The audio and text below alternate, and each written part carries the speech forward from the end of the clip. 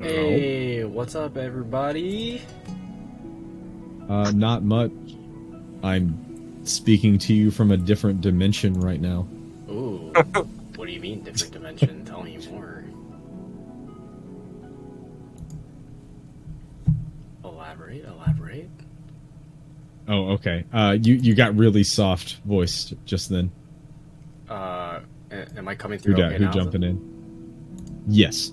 I found a new alcohol to drink. It's called Dragon's Milk, and it got me very, very drunk after only 2 bottles. Ooh, okay, we love that. Getting fucked up But on the everything's cool. milkies?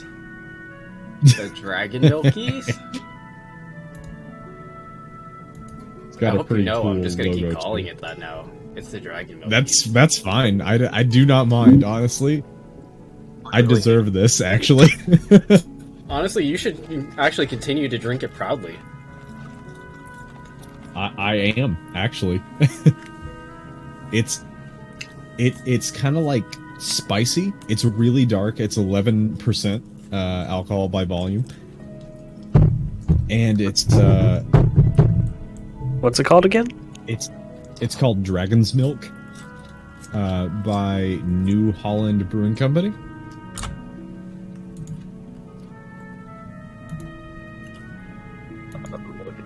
And it's got kind of a spicy kind of coffee tone to it. It's very dark. Interesting. We love that. We love that. Now I want to try this. You might regret it. It was $17 for a 4-pack. Oh, that's expensive. I had to buy it because I saw a dragon on it, and I was like, "It's Saturday."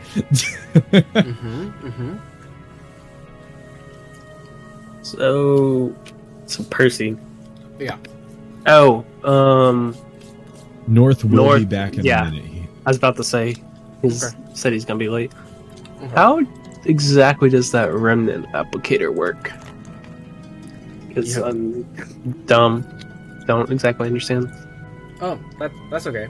Well, that is a very good question. So essentially, I didn't get to describe this last session.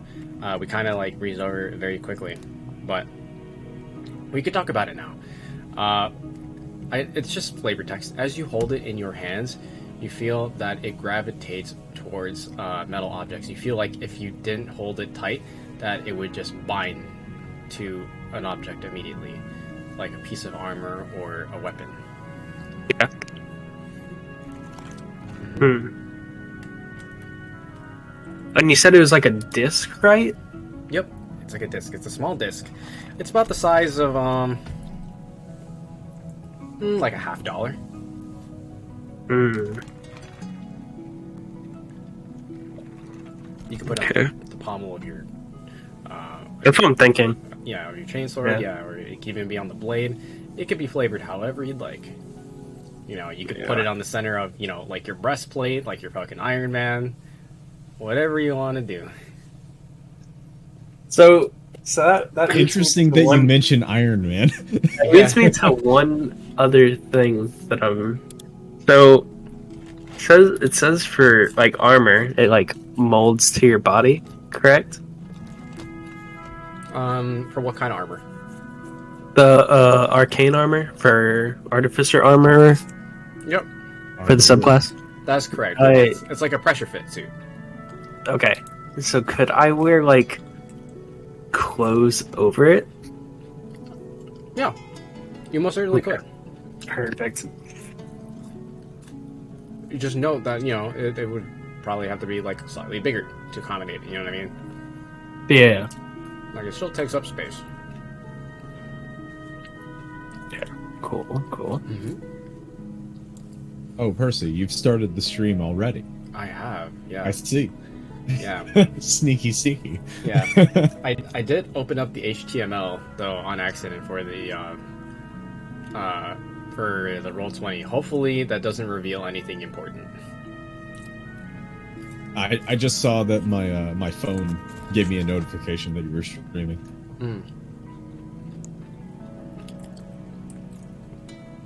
Indeed, we are. Still waiting. But in the meantime, while we're... Oh, has anyone heard from... Okay, so how many people do we have here? Okay, and then I know Magoo's here. Shad says that he'll be back. So then we're just waiting on Gingy. Has anyone heard from Gingy? I haven't. Not yet. Let me shoot him a message. Hey, Terry.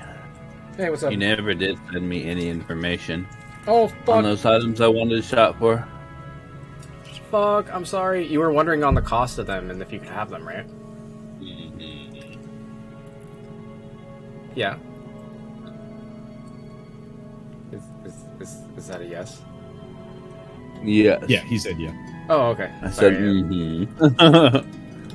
Yes, it actually is available in the Bastion Marketplace. And those, that particular, what would you even call them, accessory, is available for 700 gold. One. Hot damn. That's a spicy meatball. There were 3 of them that I asked about. 3 of them? Wait. Oh, that's right. Okay. Okay. Do you want me to reveal what you requested? Or do you want me to just, like, kind of, like, be very general about them? Just send me a message back in Discord. Okay. I mean, y'all could just hop into secrets. Or Oh what yeah, Gingy let's do did. that. I've never done that before. Oh, yeah, let's do that. Okay. Let's do it. Take him away. I've never got to be in a secret channel.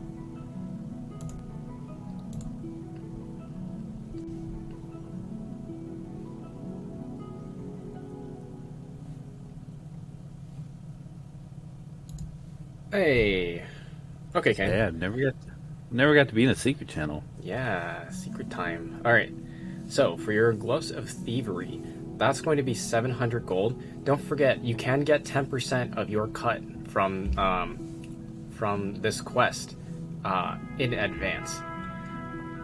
The Ghost Step Tattoo, surprisingly on the cheaper end, is 300. As for Bag of Holding, 500. Okay, that's not bad. So about 1,200 total. Yep, you're looking at 1,200 gold. All right, then I do ask for. Hey, real quick, 400. we can all hear this like on the stream, by the way.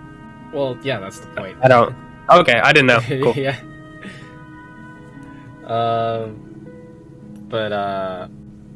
Okay. Yeah, then I would need to borrow like 400. 400. Okay, so you're gonna get 4% in advance. All right, so draw gives you 400 gold. Because I have 800 myself, so. Got you. Okay. Awesome. All right, let's go ahead and hop back.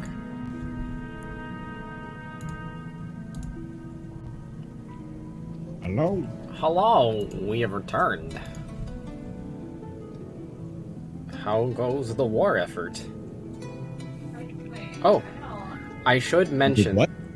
this session. Please note, there is potential for you all to level up twice this session. Please keep that in mind, and also keep in mind that what you might want to do for your level ups, as to reduce the wait time in between. Oh, Okay. Percy. You think I haven't planned out the next 5 levels already? I know you have, but not everybody does that. Honestly, it's really simple after... yeah. Go on. I mean, honestly, for fighter, there's only so many things you can do. I'm assuming you're gonna go pure fighter, so. I am not, actually. After level 5, I'm going to take a wizard dip for 2 levels exactly to kind of crack open my spell casting. But after that, it's all Eldritch Knight after that. Dag, are you secretly Riker? Do you know I who do have a beard. Riker is? You know, okay, you know the Riker. You sound. All I have to do is close my eyes. No, you know what I mean. But I just hear Riker in your voice. So many. Every session I play with you, I'm reminded of that guy. Just your voice and its timbre and the way you talk. It's just crazy. I'm Anyway, glad that you will respect me now that you know I have a beard. Well, I think a lot. Riker from Star I Trek. think a lot of Riker's fame is, or you know, is the way he talks. You know, he's got this real distinctive kind of voice, and he's real good at articulating. And you are similar. Riker's a Diablo 3 streamer, or not streamer, but YouTuber who puts out videos all the time. All right. You sound just like him. I've never taken a single look at Diablo 3, honestly. Well, look up Diablo 3, look up Riker. This is Riker. You sound just like him, bro. Okay. He's the most popular Diablo 3 YouTuber, if you ask me. So, anyway, sorry. Let's fucking play some D&D, guys. Yeah, let's play some D&D. I have not received a response from Junji. I will just assume that he's either caught up in a work meeting again.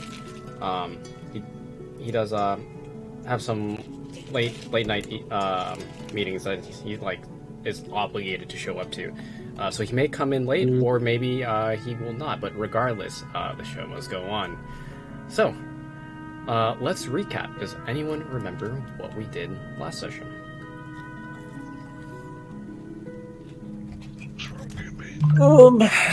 Let's see. We fought the Niall. We got fearified, nightmare-eyed. What else? We beat it. Found out remnant blood has a interesting effect to it. We found out the stone we had the entire time was definitely a Niall core. Definitely bad. And that we shouldn't ever do that again. Right. And who was it? I think it was Jinji and I forgot who tortured and killed a man. That was lovely. Correct. Yes, we did that. It was pretty sweet. What was it? We got a coin. Did we talk about it? The Monos coin? We did. Mm-hmm. Correct. You did indeed. Yeah. What was the first? It was like the second level that we were in. The vault. Like, what did we find there? Oh, we found the whale thing. I'm just gonna. Oh yeah, the whale picture. That's what resonates with me. We found that. We were leaving the. I'm gonna call it a tavern area. Because that's what the building looks like. Got caught by the cops. They were going to investigate. They told Kelsier that it's not safe there to look after Jaral. We got to the palace, met back up with Jaral. We got rooms, checked the rooms. Room's okay. And then I believe it's Xander and Damascus are doing some shopping for us. We're taking a long rest, doing all that fun stuff. Okay. One of the things that we learned from the guy that Zeal and I tortured, Zeal and Fexnar tortured, is that he didn't know who exactly was helping the Solitude Lab out, but he knew that the end of their name ended with the word mech. Mm-hmm. That was one of the things that we got from that guy. I mean, we didn't even talk about all the magic items that we found, but frankly, that's kind of a footnote at the end of that fight, honestly. And right now, I think we're just chilling out in the, what is it, the palace? That is correct. You are chilling in the palace right now. Okay. And I don't, honestly, not a lot happened last session, just a lot of combat and searching, mostly. Yeah, you all did quite a bit of exploration in that lab. You all did quite a bit of combat against an IL, as well as meeting up and gaining a little bit of more information from Gerald Merriman. So that was actually a pretty thorough recap. I don't think I really need to go into any more detail. I could add flavor to that, but that was pretty much spot on. That was pretty much everything that happened last session. Do you have inspiration yet, Kelsier? No. All right. Sounds like it's time for you to get some inspiration. Go ahead and tick off your inspiration box. If you do not already know, inspiration allows you to re-roll any one roll after the roll is made. It basically gives you another chance if you want to get a better outcome. So for example, I would highly recommend you roll this on low rolls that are very important, or that at least you feel are important. If it's a nat 1, keep in mind, you don't always need to get yourself out of a nat 1 situation. Sometimes nat 1s, well, a lot of times nat 1s, make for really good storytelling. Just something to note.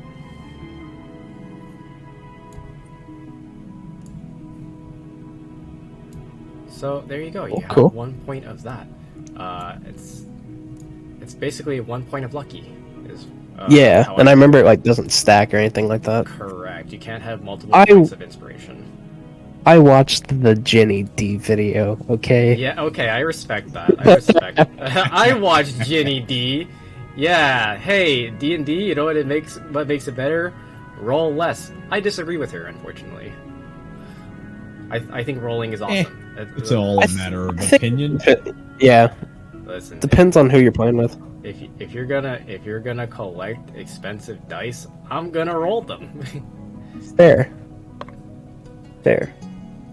I have so many effing dice, and I haven't played in person in years.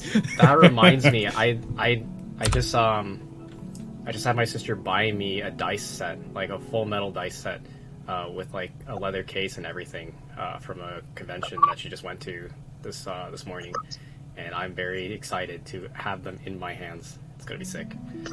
You said the words "full metal dice set," and then I really wanted to make a philosopher's. You should have. You should have. I couldn't figure it out. It was in my soul, but I just couldn't put it into words fast enough to be actually fun. Now it's just a not funny bit that we're spending way too much time on. I guess you could say it costs you an arm and a leg. Mm-hmm. There it is. We got there. Are we meeting next Saturday? What's that plan, Percy? I mean, you and I are hanging out next Saturday. Well, yeah. I mean, D&D wise. Yeah. Oh yeah. So I'll just go ahead and recap that. So long story short, 10 seconds or less. Essentially, I'm gonna be in Texas, next weekend from Friday to Monday. So we will not be having D&D for any of the campaigns during that time. I think I have mentioned it briefly in the past, but this is just a reminder to everybody that there will not be D&D. I just want to make sure to give you guys plenty of notice, so that way if you guys want to do something else with that weekend time, because I know it is precious time for a lot of us, that is the thing that is not going to be happening. And I just wanted to say something because I remember you were telling us about possibly somebody else DMing. Yeah. So I just wanted to. Unfortunately, that kind of fell through though. Because. Oh, okay. Yeah. I thought you were saying somebody else too, but never mind. Yeah, but yeah. So we'll just have to continue running the following weekend. Cool. But yeah. Cool. Just a heads up. All right, so let's go ahead and play some D&D. So you all left off having your conversation with Dral Merriman. She gave you some insight as to a potential insider along the ranks of the Monos. and that you should all keep this information confidential between each other. And you went ahead, requested that Xander and Damascus go on a shopping trip to get you all of your shopping goods that you had in mind. You have been resting all this time. In the meantime, you see that Zeal is fast asleep in his bed. You try to nudge him, and he kind of just like fans your hands away in your attempts to wake him, as he is completely exhausted. As you all what wait, a Zeal move. Oh, I live Zeal. This is essentially like my way of saying like he's not here. He will not be participating in the session as he is away. However, after several hours of resting and recuperating, having chit-chats, and just overall gathering your strength, after what has seemed like a very, very long day, night, you can't even remember at this point. You can hear the patter of boots against tile as you hear a heavier step, followed by a lighter step, as the blacksmith and his apprentice return. We got what you asked for. Okay, well, to be fair, I don't remember who asked for what. And like he has this big sack that he's carrying. He's like got his arms wrapped around it, and the sack like drops so low that like it practically touches the ground. And it's like, okay, who asked for, fuck. And he's like, he just puts the sack on the ground and he like opens it wide open and show you like all the contents. It's like when you ask someone to like, you know, go on a coffee run for you, or to like, you know, like grab food for you for like a group, and then nobody remembers what their orders are. It's like that right now. He's just kind of showing it to you all. So, do you remember what you need, Kelsier? I don't. It was the heavy armor. Oh. And then yeah. That depends. I also wanted heavy armor. I asked him first. I have 2 pairs here. I mean, you're both pretty different in size. I mean, Dibs. Here's I grabbed the smaller one. I grabbed the bigger one. Okay. It works for me anyways. I'm totally okay with you guys keeping those if you would like. No, this is stupid. All right, I stopped trying to fit my head through the definitely slimmer pair of plate mail. Yay! I get 2. No. No, sir. You're handing that right the back. Right the fuck. I back. laugh and give it. I'm giving it back. Okay. What about cleric? Did you ask for anything? You're talking about me? Mm-hmm. I'm good. Okay. Oh, this one's easy. Here, Kane, catch. And he like throws like a parcel at you, Kane. Like he's a fucking Santa. Like a very angry looking Santa. I just grab it out of the air and I say, Like thank the you. only Santa that ever came to my house. What about you, Ronan? So, this must have happened while at the last half hour. I'm confused. Did we make requests of him? Oh, okay. You must not have asked for anything. Yeah, they sent me and the boy to go out shopping for them, so they could continue guarding Geralt. I mean, I could go out again and come back to you before the ball tonight, and then get you your request. Did you want to shop for anything? This place is foreign to my needs and wants. I doubt you could find it. Save your time. I'll save my coin.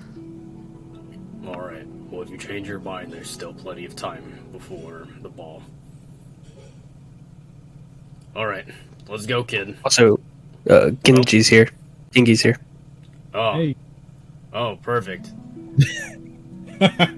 Hey, kid, catch. Oh, perfect. And he throws the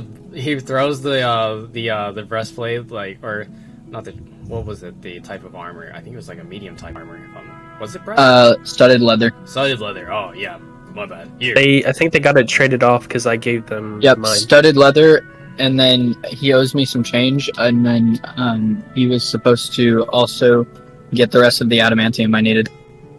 Oh yeah. Well, Yeah. I got all of that. It's gonna take me some time. I could probably get it all built before the ball tonight. But anyways, here. And he like throws the studded leather. It's like a frisbee at you. Does it fit? Is it the right size? Actually, you know what? I don't really Gonna care. size up. It looks about right. See you later, kid.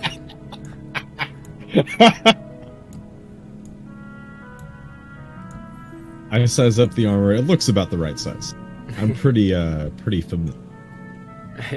It's a 7, not a 7.5. Oh, the horror. All right. That is applicable to my real life. So you're Try all having size 33 legs. Oh my god. Understandable. All right. So you all have your goodies. You're currently in the room with Gerald. You have several hours before the ball tonight, which you will have to attend because Gerald will have to attend. So you will be pulling guard duty for her at that time. Currently, it's about 2 p.m. And the ball will begin at roughly 8 p.m. So you have roughly 6 hours to work with at this time. What do you do? Kane's gonna take a cat nap. Okay. So for nice I'm clothing, do we have to buy that, or is that given to us? Oh, right. Apologies. Well, I can actually cover that. It's not going to be cut out of your expenses. But yes, it would be ideal if you were all presentable. We will be around, not royalty, but very, very important individuals. And I would like for you all not to embarrass me. I know that, sorry, that sounds rude. But it would be embarrassing if you were all to... It's okay. I understand. We get it. Yeah, I feel like maybe we deserve that one, guys. Just a little. Okay, maybe I deserve that one, but I still understand. I wasn't gonna single any one person out. So, were you all interested in getting your attire sorted? Oh, I suppose. Yes. Perfect. Well, in that case then, I would like to go on a stroll anyway. I will accompany you all. No need to have anyone stay behind on my account. However, if you do need some rest, please do get some rest. So before I go shopping for anything, I want to do the arcane armor stuff for the subclass. Sure.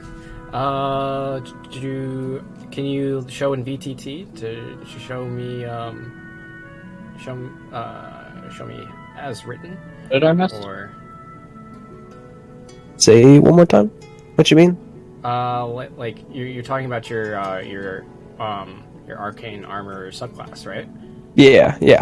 Yeah. So, so what did you want to discuss specifically? Like details on like how No, it works, or? No, it's just gonna be like heavy armor, but like I think I still have to like. I think I have to like mess with it a little bit before it like actually fits. Correct. You'd have to modify it. As for the mechanics behind how that works, I'd have to like actually see like the text. Like I would have to brush up on that because I don't want to like give you like false information on like how that works. You're like, oh yeah, here you go, it's done. Hold on. I'm on Tasha's right now. Trying to look at. In the meantime, I'll explain, Zeal. So we just picked up right after the events of last session, where Gerald revealed some additional information regarding the Monos, as well as requesting for some goods while you're here in one of the guest houses at the Bastion Palace. Xander and Damascus just returned back with all those goodies. Now Damascus is in the process of working on that gun that you requested. And now you have currently 6 hours before the events of the ball, which will occur tonight. It will be to welcome all of the political dignitaries who have come out to discuss important political matters at the conference that will be held the following day. So, at this time, it looks like everybody is working on deciding what they're going to be wearing to the ball tonight, and we'll be shopping for those at this time. Meanwhile, let me see what Kelsier is doing for subclass. That's just what I saw for arcane armor. I just copy and pasted what I saw. Okay, attaching can't be removed. Expand to cover your entire body. Well, you can try. Okay, so do you have your Tinker's tools with you? Yes. Okay. Functioning at places. You can doff or don the armor as an action. Okay, so here. That's pretty strong. So I'll tell you what. I'll make a deal with you. You can do that. You can modify the armor. However, you will have to spend the entire duration to do so. Like, you'll have to spend 6 hours to actually imbue your armor with these properties. So you'll have to take some time to work on it. It won't require any rolls or anything like that. I won't make you do that, but it will take time. So you can either modify your armor now, and then you will have those benefits on that heavy armor that you just purchased, or you could choose to opt out of it in exchange for going with everybody else to shop for clothes for the evening. You could specify it to Jaral, and Jaral will purchase it for you, because it is going to be coming out of her pocket anyway. So it's completely up to you on what you want to do. I have a question. Sure. What's the question? How much change did I get back for my stuff? That's right. You received 100 gold back. Okay, cool. 100 gold was the change. Yeah, I'm just gonna describe to Jaral that, like, the type of suit I would want, like, dress-wise. If that's gonna be a little bit bigger, just because I'll have all the arcane armor on underneath. Won't be that big a change, but it'll be. So I'm gonna spend my whole 6 hours doing that. Okay, you got it. Okay, and then what is everyone else doing? Is anyone else going to go and shop for their clothes, or would you request Jaral to? I'm going with. How many? I'll go with them to shop. It's 6 hours away from now. Okay. Gingy will go with them and shop. Or Zeal will. Okay, yeah, I was about to say, why are you talking about yourself in third person? So, could I do one thing before, like, they leave?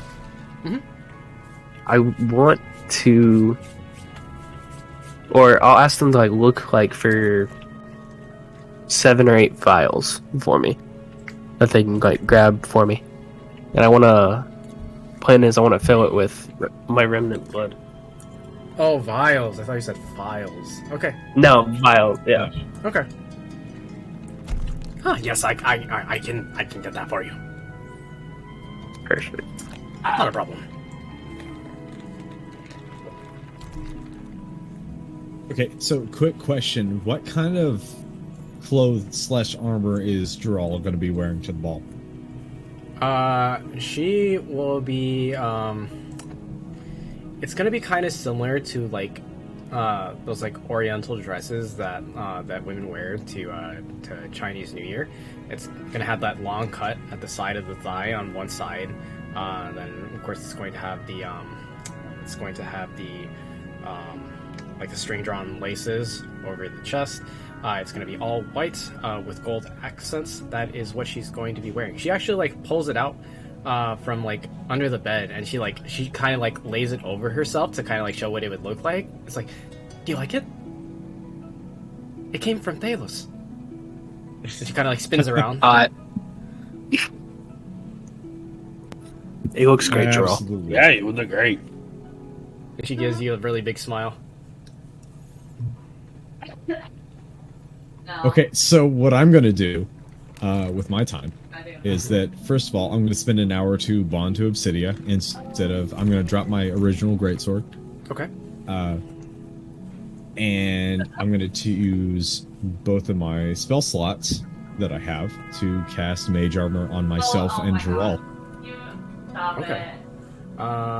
So... You're wearing armor, though, aren't you? Not if I'm dressing fancy, which I am. Oh, that's fair. That's true. He's not going to be wearing it. That is fair. Right, so both me and Geralt's AC is baseline 13 now. Okay. You got it. Awesome. That's me. That's all I'm doing. Welcome to the club. The 13 AC club. Let's go. Promise you it hurts. A lot. I am sure. Okay. So if I do remember correctly, we all discussed this in Discord. I believe I asked you all like what you would be interested in wearing.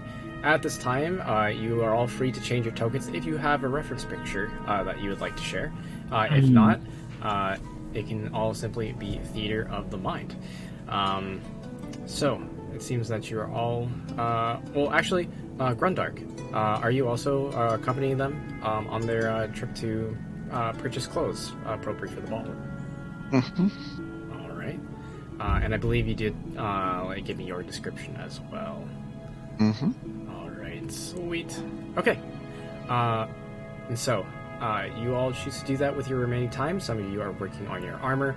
Others of you are taking time to get to know your magical items as to attune to them. And others of you are currently going out to finish up some remaining shopping to be well dressed and suited to the occasion. And so, if you would like, as you are all out there, I can show you the map of Bastion in case you are interested in making any detours. One moment, please.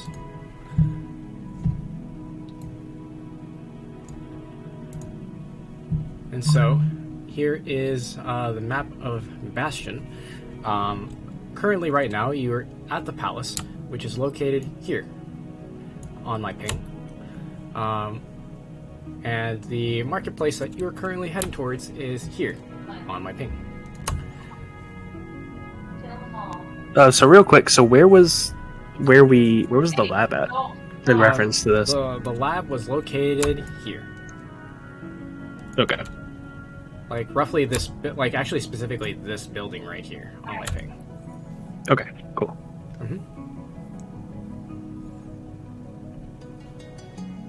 So I just wanted to show that to you in case you're interested in making any detours. Zorn is just going to be staying with Geralt until, as much as possible, just to make sure she doesn't get kidnapped or something again. Okay, you got it. Okay, so you all make your way through the marketplace, going from tailor shop to tailor shop, from haberdashery to haberdashery, and making your selections, trying to haggle here and there. Some successful, some not so much.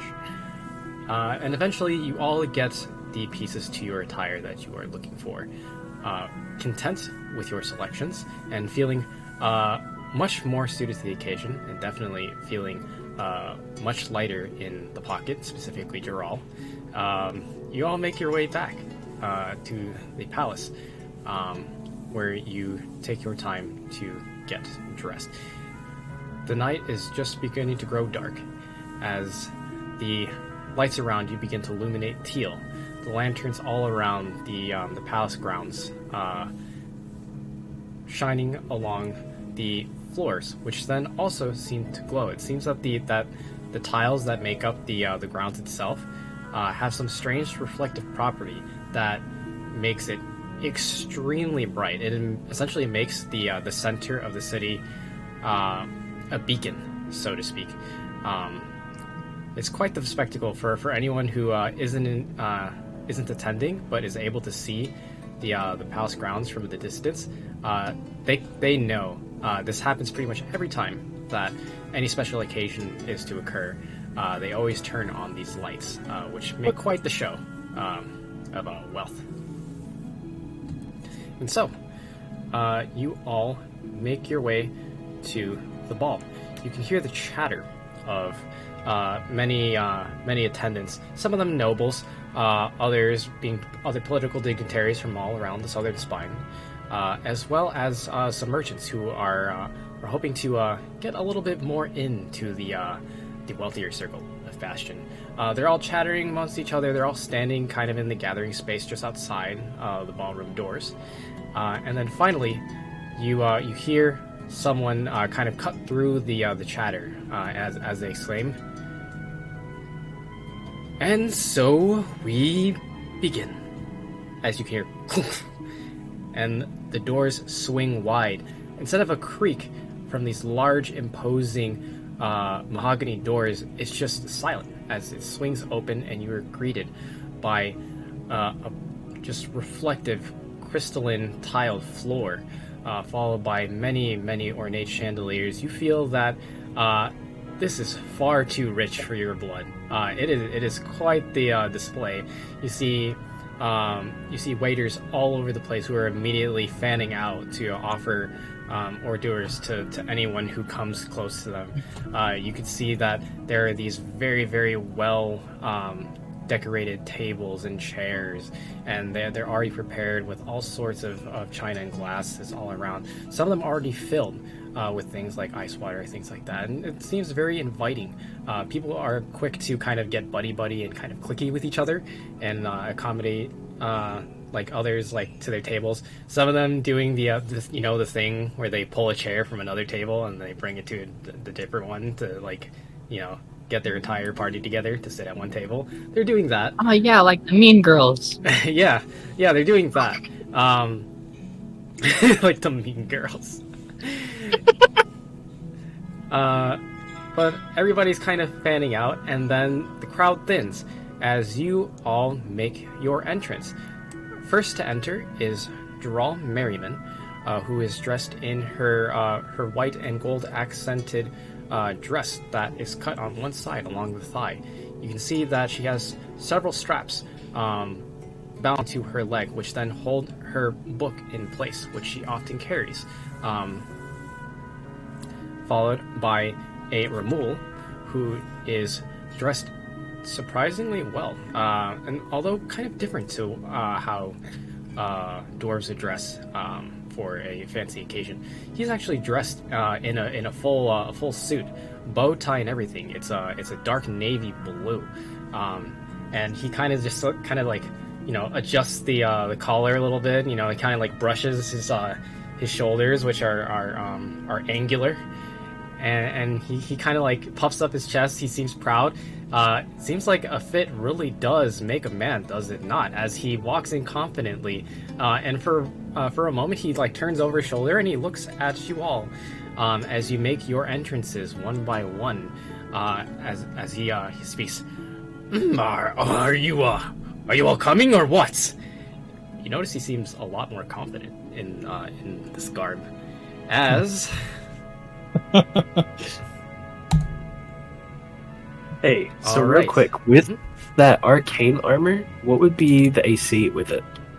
That is a good question. I don't actually know because it's not mentioned here in the What kind of armor is it? What do we?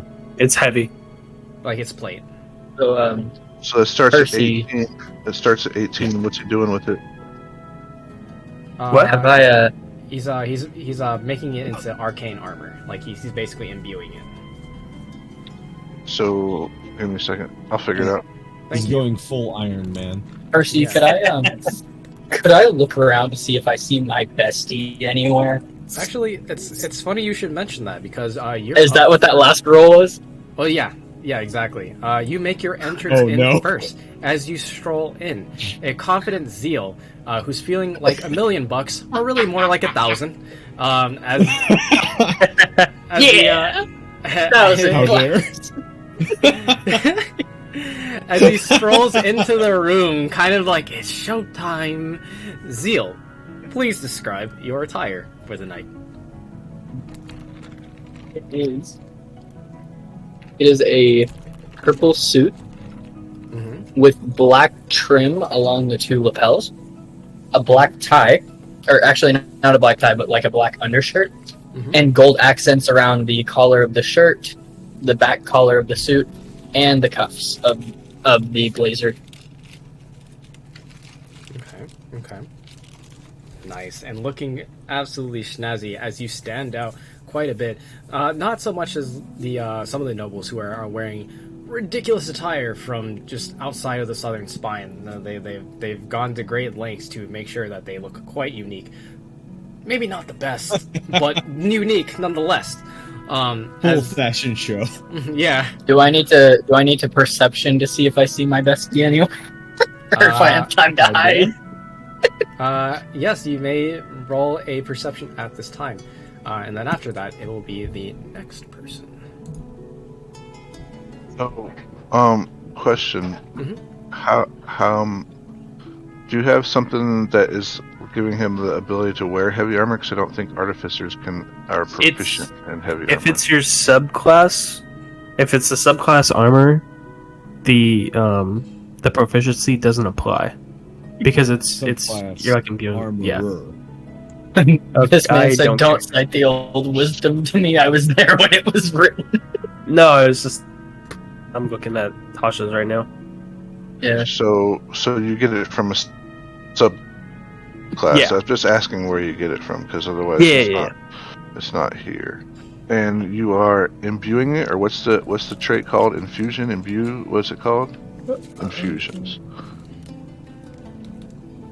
Okay, sorry, because it didn't have a heavy. Yeah, no, you're all good, bud. And you, yeah. I totally get your concern. And what way are you? What way are you infusing it? Enhanced defense? It's hold on. You have choices here. You've got armor of magical strength. You've got a bunch of. You're choosing from second level infusions. The way, from what I see, there's two options I get with the armor model. It's called either Guardian or Infiltrator. And I'm just getting this off of Tasha's. Yeah. So what I'm asking though is, so if you have a plate mail, it's armor 18 off the start, but then whatever your infusions are would increase it if that's what the infusion says. Like you've got an enhanced defense infusion, which gives you extra AC. Yeah. So basically, you have to pick one. You can't have them all. Yep. I guess I'm just a little confused. I'm sorry. So you have two different types of armor as an artificer. You can do the infiltrator or the. I was gonna do the Guardian. Yeah. What's it say when you choose that? It's just telling me that I'd have like Thunder Gauntlets and Defensive Field. It's just the two things there. It's telling me. Okay. So then it doesn't actually give your armor AC bonus. So that would give you an armor class of 18, and then plus whatever abilities that you get from that infusion. Yeah, cool. I just wanted to know what it was for like the heavy armor. Yeah. Yeah. If you're the best heavy armor you get is plate mail, and that starts you at 18. But it also gives you disadvantage to dexterity type checks. Yeah. Yep. All right. Sorry, Pursuit. Go ahead. No, it's all good. I wasn't sure, so that helps a lot. Thank you, North. Sure. So speaking of which, as you're kind of like trying to like figure out your new armor, it feels a little bit awkward at first, but you kind of like wiggle your shoulders and adjust them as you just take a deep breath and you step into an unfamiliar space. Kelsier, please describe what you are wearing for the night. It's a black suit with a teal tie. Kind of match my eyes a little bit. I would have my belt sword kind of just tucked in for like as a belt, but like you have the I don't know how to describe it, like the coveralls covering it, kind of. Uh-huh. Mm-hmm. And it'd just be like a kind of like a suit. All right. Gotcha. Do you have the remnant applicator applied to anything right now? I haven't yet because I spent my whole time using the armor. Gotcha. Got you. Yeah, I'm gonna just put it in the bag of holding for right now. Okay. You gotcha. And so, you stroll in, commanding the space as you kind of you walk with a new confidence. Everybody with fancy clothes always feels a little bit more confident in themselves, a little bit more sure of themselves. As you take a look around, you observe your surroundings. For a moment, you're a little bit kind of like awestruck by like how lavish the whole scene is, but you quickly compose yourself as you remember that although it is a nice occasion, you are still here on a job nonetheless. Hey, real quick, I'm looking at Bastion right now. Am I supposed to be seeing the room? I'm preparing the map for you all Okay. as Just making as sure. I'm going through this. Yep. No worries. And so, next person. Okay. Next. A feline individual, definitely standing out, an uncommon race. As you kind of like look around, wary as you always are, before taking one step in to the inviting, warm lit room. Kane, please describe what you're wearing for the evening. I sent you a picture. Oh, okay, hell yeah. Where'd you send it? I DM'd it to you on Discord, but it's all black. Oh.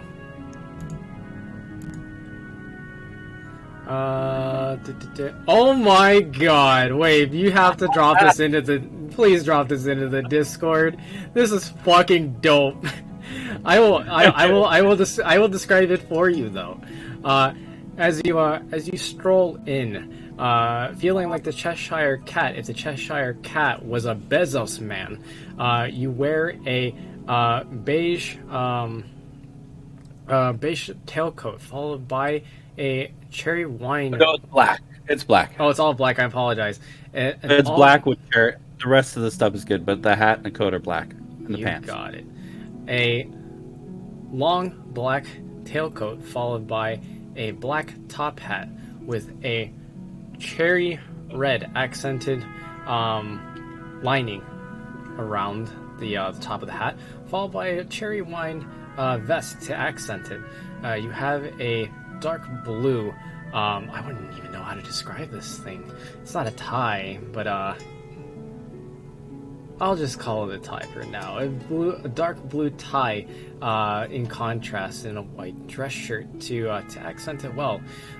You have a pocket watch of brass, a chain hanging from one of your buttons as it is placed neatly in your pocket, as well as sleek dress pants, slim fit, that kind of slightly shine a teal as you step into the teal lit chandeliered room. You have a cane in one hand and a hand behind your back as you strut in with the utmost confidence as you observe the room. I put the picture in the Band of Blades Yeah, channel on Discord. please take a It's look beautiful. at it. It's beautiful. It's fucking sick. I don't know where you found that, but I'm happy you did. No, put it back. Okay. I was just an art. That's beautiful. Mm-hmm. All right, and let's see. Evens one. Okay. Yeah, you see it. Well, I don't know where I here's the found it deal. either, because I couldn't replicate it. I couldn't replicate the search. One of us is gonna have to change. Oh no! Is this like prom? Definitely. No, me and Magoo showed up in almost exactly the same outfit. Oh my god! You're gonna have to change, Sarah, and make this look much better. You're right. Well, no, I just take the hat off and I stomp it into the dirt. That's different enough. He's like, damn it! That's so awesome. I toss my disguise kit in his direction. You throw that shit like a fucking boomerang, bro. Just Okay. here, fix Zeal it. just looks at Kane and then he looks at your character and he goes, "Yeah, you're gonna need this." Just toss a disguise kit. That's awesome. Okay. So next is Grundark. As you stroll into the room, you feel like a fish out of water. This is far different from the culture you came from. You feel like you stick out like a sore thumb. However, the attire you're wearing is a little bit closer to home for you, as you feel more like yourself in a world, a land that is not quite your own. Please describe what you are wearing for the evening. Were we allowed to carry weapons? Yes. Those who are currently responsible for guard duty, who are hired to, with their charges, thus, that being the political dignitaries, you are all allowed to have your weapons handy on you at this time. As for your armor, it is readily available, like in the room itself. However, if you are wearing fancy attire, you do not currently have it on you. You will have to don it on first. But you do have your weapons available to you. But I do have mine on because it's like melted to me, correct? Correct. It's shaped to your Cool. body. It's like it's form fitted. So you do have that on you. However, for everyone else, keep in mind that your armor is in the room. You just have to put it on. So it's not something you could just quickly like slap onto yourself unless it's mithril. You'll have to take some time to put it on. Okay. But sorry. As awkward as I feel here and out of place, I have made no effort to clean up. Beard still scraggly, hair pulled back in a long tail, wearing a deep red kimono. Oriental dragon, the long serpentine type, if done in gold embroidery, wraps up my right arm and right shoulder. Only weapon I have is my Nodachi at my side. Okay. That's it. Love it. And next. Vexnar. You stroll into the room, and you stand out like a sore thumb, but for a different reason. You have a strange box that appears to be alive. At first, people are afraid. They think it is a mimic. However, instead, it just kind of pants softly and looks around in joy, and almost kind of proudly, as like it looks like it's trying to puff out its chest as it now wears a bow around its front facet. It's not just a bow; it's also a collar. Okay, It's a collar and bow tie. That's fair. That's fair. Gave Boxy a collar. Yeah. Yes. Free Boxy 2022. Okay, time out. I meant like a dress shirt collar. Like it's just Oh, a white okay. collar with a bow tie. Percy, I'm gonna need a photo of this just at some day and time. I will Just get- draw it in ink. Like I will actually take my ink nib and my fucking ball ink Boxy? and draw a Beautiful. boxy for you with a bow tie. I will gladly do My that. friend owes me a drawing tablet, so once I get that from him, Hot damn. I'll do that All as right. well. But yes, Vexnar, rather similarly to our friend Kane, is wearing a black three-piece suit with a red bow tie, white gloves, and he just ditches the top hat. He just throws it into a bush somewhere, so as to not look exactly the same. Did the disguise kit help at all? No, it did not. Vexnar is not good at anything other than swinging swords and reading books. No one wishes to be put to shame by the cat. Wait, does the cat have on a bow tie? No, he has a different kind of tie on. Yeah, I honestly Okay, don't yeah, know he how to has like the describe it. proper neck collar. Yep. The only differentiating factor is that Fexnar is wearing white gloves. It's called an ascot. Oh, it's Yeah, okay. it's an ascot. Got you. I had no idea. Wait, what is the pin that the cat has on? Or is that a... Oh, that's a close Brooch. Okay. It's a brooch. Brooch. It's Brooch. tabaxi brooch. Tabaxi Interesting. brooch. Interesante. Yeah. Sorry, for whatever reason, a lot of the tokens that I placed and had prepped ahead of time, they didn't save for some reason, and so I had to place them all back. So thank you for being patient with me. I know I've kind of drawn this out good. quite a bit. We had No this problem, great bud. theater of the mind moment. It was very enjoyable. You should have been there. Yeah, I wish I was, dude. Damn, I can't believe I missed out on that. Should have been there. Man, that's So rough. for those who picked items that we got from the lab, does everybody have the stats for those? I believe They so. were posted in the Roll20 chat log, so you can just scroll up if you need them. Well, I can send them to people Where's because the watch together I'm link? homebrewing them right now. But there's a couple of ones that I'm trying to that are a little more difficult, so I'm trying to incorporate some of those in there. Never mind, they're not there anymore.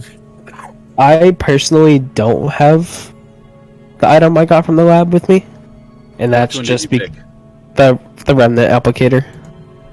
Okay, you have the stats for it though. Yeah, no, yeah, I just that's for it. My bad. Yeah. Okay. Do you have the stats for yours, I already- Chad? Or King? I don't think I got anything. I don't remember I'm getting gonna send them to you. Yeah, Yes, you did. they say Yeah, they We saved, got something for you. Yeah, they saved your item for you. It is Oni. It is a Yeah. a electrified Nodashi. I think I remember that now. I'm gonna send you the stats until I get it all homebrewed up. I can homebrew it right now, motherfucker. Hey, Flies Autumn. Send me the stats. Go for it. I've already got Icicle homebrewed. Thanks, brother. Oh yeah, I already made it. Actually, you could probably pull it up and add it to your inventory. I've already got Icicle done. Were you able to do the +2 damage versus Striders? I have this. I just have it written out where if it applies to something, if it does something that applies, I'll just drop it in chat like that. Right. If you go to Roll20 though, you can actually add the item to your inventory. Oh, it is. It is on the inventory as well. Nice. Okay. I got this. I'm on my shit. How's it +4 though? Huh? How's it +4? I think that's just my thing being glitchy, to be completely honest. My stuff just decides to get glitchy all of a sudden sometimes. I mean, it is correct. It's adding his modifier correctly, and then plus proficiency because it is a dagger. Oh, yeah. Yeah, it's a proficiency is why it's +4. There you go. Yeah. I was just hovering over to check. Yeah, we're good. We chilling. Okay. And so now So I can it's go got the ahead- +2 plus proficiency. That's how it's a +4. Oh, dang. And that would have been a nice one, because that would have been temp HP. Right there, my boy. And so you all enter the ballroom. Everybody has filled the space. I don't have tokens for every single person in attendance, but the room is filled with people. Nobles, politicians, merchants, the like. Anyone who is anybody in Bastion is currently in attendance at this conference ball. So Percy, that 15 on the perception earlier, where is my bestie? The one that I don't want to see tonight? Your bestie. Right up here, bro. Yeah, is Okay, right cool. here. She's front and center, Good enjoying the to performance. know. You notice that in the distance, you can't really make them out all too well, but you see that there's two almost identical-looking individuals on stage, and they seem to have these strange after images. It's definitely magical in nature, as there is an entire band, so to speak, performing a orchestral piece, filling the room with music as it easily fills the room with the acoustics. And so, you are all here. you've made your entrance. You see Gerald has already made it a point to begin talking amongst others. It seems that she has gotten quite comfortable with quite an important looking individual across the room. Right here. What do you all do? Are there people dancing on the dance floor? There are indeed individuals who are dancing on the dance floor. Hell Arden yeah. will, How I'll go over spiteful to do I want to get? Absolutely. First of all. You thinking what I'm thinking? Kelsier is going to go over and kind of stand behind Gerald the whole time. Okay. Azarn's gonna get some more derves and do the same. Okay. Well, I'm gonna do the only reasonable option at this point in time. I'm gonna go straight over to Alira Trinket Oh no. and pull her by the hand to the dance floor. Oh no. How dare! So I have a question real quick, if I may. On these weapons that we got, a lot of them are on a 19 or 20, gain half damage as temp HP. Is that only versus the specific race it's strong against, or is that property, is the +2 to hit against Niall just for the Niall, and then everything else normal, or is the 19-20 just normal? The 19 to 20 specifically again. I didn't write that specifically. The 19 to 20 is specific to the Niall. Okay, perfect. Yep. That's what I need to know. Thank you. The +2 is normal. The No. 19 to 20 is to whatever it specifically is. +2 is not normal. The only thing that's normal is the extra damage. Oh, it's not? Yeah, correct. No, it's specifically versus Striders. Yeah. Or for me, Niall, and then you get the extra. Okay. So I'm putting this blade is enchanted against Niall, getting +2 to hit, crit 19 and 20, and if you crit, you gain half temp HP. Correct. Yep. Yeah, I kind of wrote that like weird. Now that I'm looking back at it, that's a good question. But yeah, so the only thing that's normal is the extra damage, but the +2 modifier, as well as the 19 to 20, that is to the specific target that is specified in the description. So for some of you it's Striders, some of you it's Niall's, etc. Cool. Good to know. Okay. And so, two of you specifically, Zarn and Kelsier, you have made your way across the room. You kind of like pushed like other people like out of the way, or like you kind of are sliding between people. You're trying to be polite, and excuse me, pardon me, and all of that. You know, some people are kind of not paying attention to you. They're kind of lost in their own conversations, and as they like bump into you, they go, oh. And some of them are kind of like thrown aback by this. As you all make your way over to Gerald. Who kind of like all sees you as you get closer, and she like pats the seats on either side and like invites you to come sit and join her. And so that leaves Kane. Leaves Kane, Fexnar, and Grundark. Which reminds me, Grundark. At this time, please roll me a perception check. Grundark specifically. Shit, I'm in the middle of making it. I'm just gonna roll a d20. Okay. 11 plus. What's your modifier for perception? It's not anything special. I'm not sure 100% because I'm in the middle of making a homebrew item. If you're able to look it up for me, I think it's something like 2. It's very basic. No I'm worries. gonna guess that it's 2, based on previous sessions. Yep.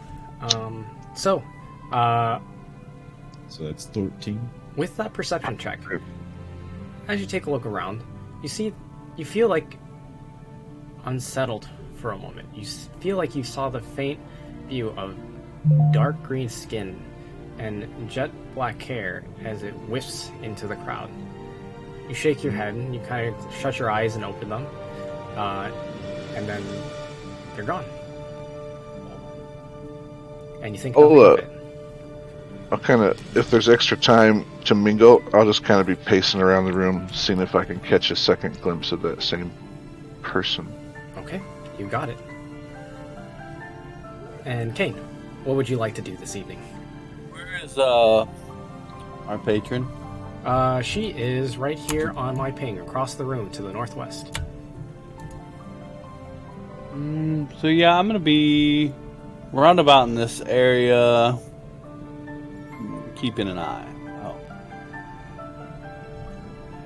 just looking as inconspicuous as I can. You got it. You got it. In that outfit? Yeah, you're looking pretty baller, dude. It's gonna be kind of hard. Nothing inconspicuous there. Well, to be fair, in comparison to the fashion show. This is just a general area from like here to say, like here. Mm-hmm. I'll just roam around and I can talk to people and all that jazz. All right, you got it. All right, Vexnar, what are you doing? Fexar's gonna mingle. He's gonna go meet up with Triss Zenomic and try to arrest her with all that he's learned now that he's skilled in Arcana. Okay. All right, so you go over to Triss Zenomic. Okay, so I will be starting from my display from left to right, starting with Zarn. Okay, hold on. Let me pull out my notes. One moment, please. Here we go. Does anybody need their item homebrewed for them? I can set it up for you. That would be lovely if you have it. Oh yeah, I'm working please. on that now. Okay. Yeah. You want me to just send you details, King? Yeah. Who are you working on right now, Magoo? I am doing divine intervention at this point. All right. So somebody. I'll send it to you. All right.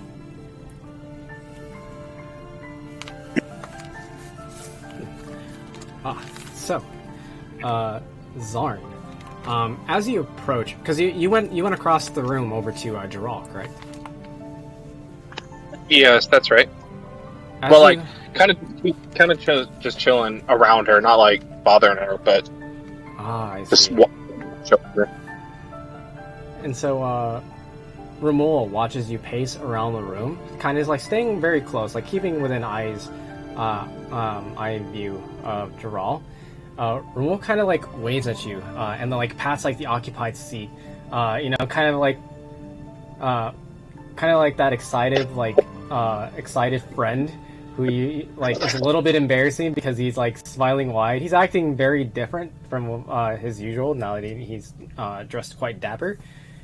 He's like, oh, brother, come, sit, please join us. I'll oblige if I mean, assuming I can still see Jarl and everything. Mm-hmm. Yep, they're both sitting at the same table. Right. Yeah. I'll. So I'll go over in there and sit down. Yes, right here. Here, allow me to introduce you. That's true. Oh, you know who she is. That is Strahd over there, across the way, right here. And this is our esteemed host. This is Skylar Shepard, current standing Chancellor of Bastion.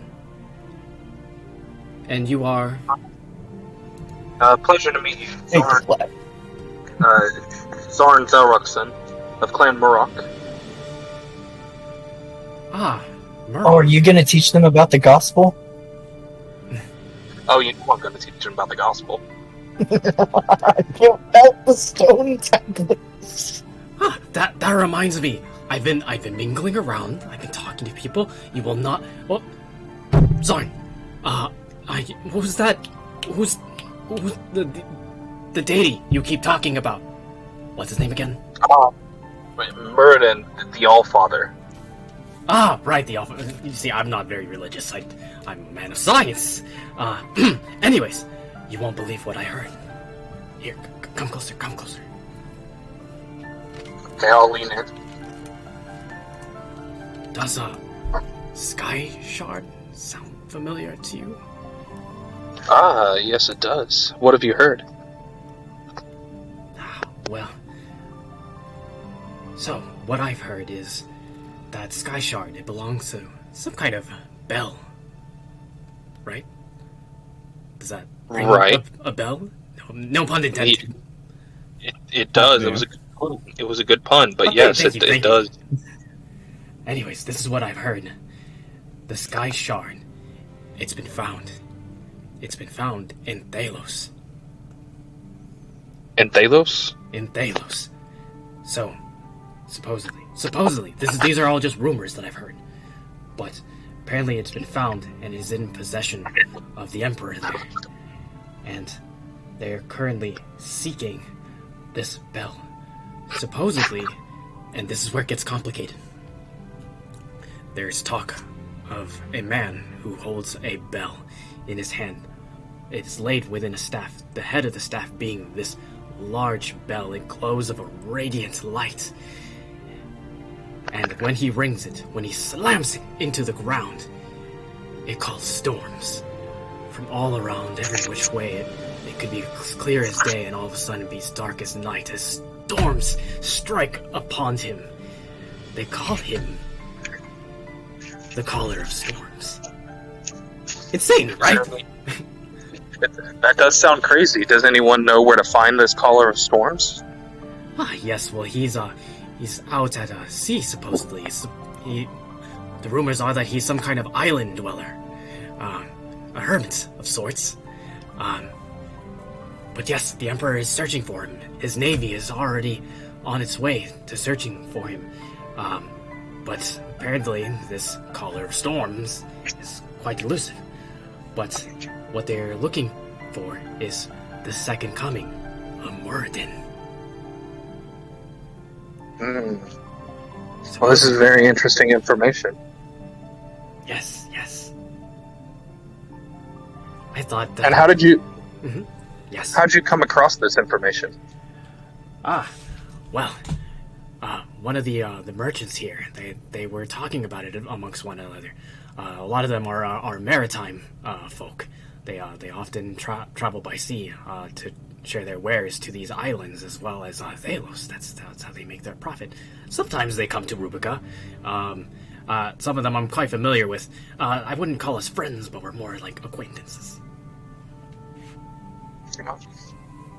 Well, you'll have to thank your friends for the information for me. Yes. Well, you're not going after them, are you?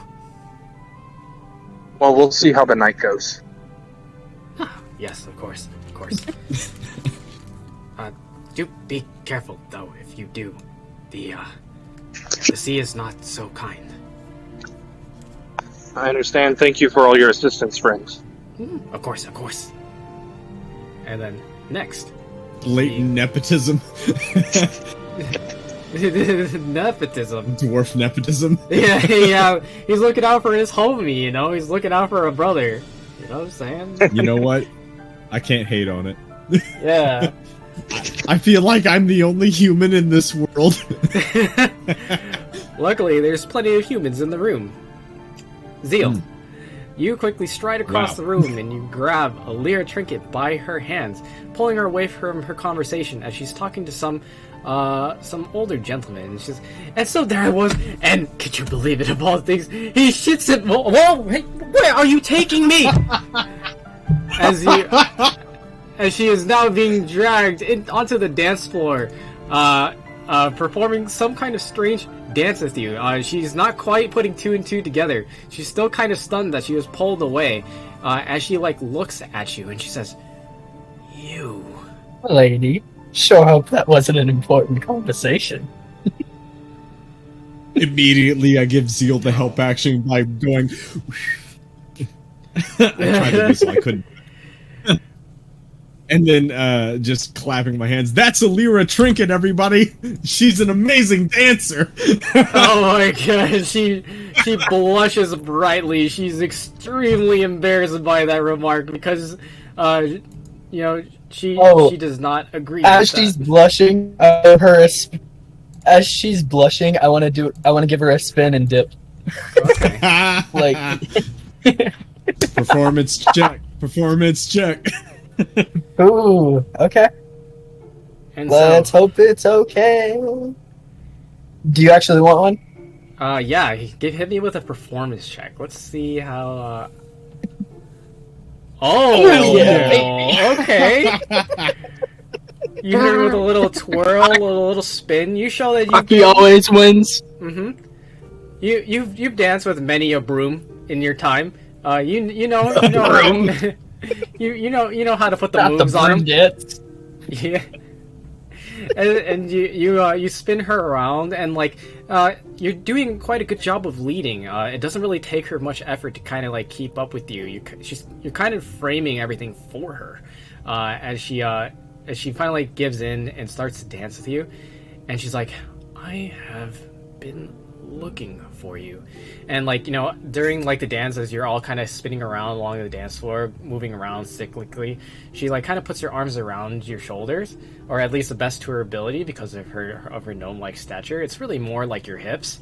As she gets in really close, and it is at this point you can feel the slightest of pricks against your back. Not like stabbing you, but you could tell something is sharp against you. Not doing damage, but you can tell that like you're being pressured. Please meet me. I'm gonna in look at secrets. her and oh, that's even better. This goes so well. Okay. Okay. I'm gonna, when I start to feel it, I'd like to respond with, well, that doesn't seem like a note with my handwriting on it. No, it is not. Oh, then could you please enlighten me as to what it is that you have pushed against my spine? I will tell you what it is.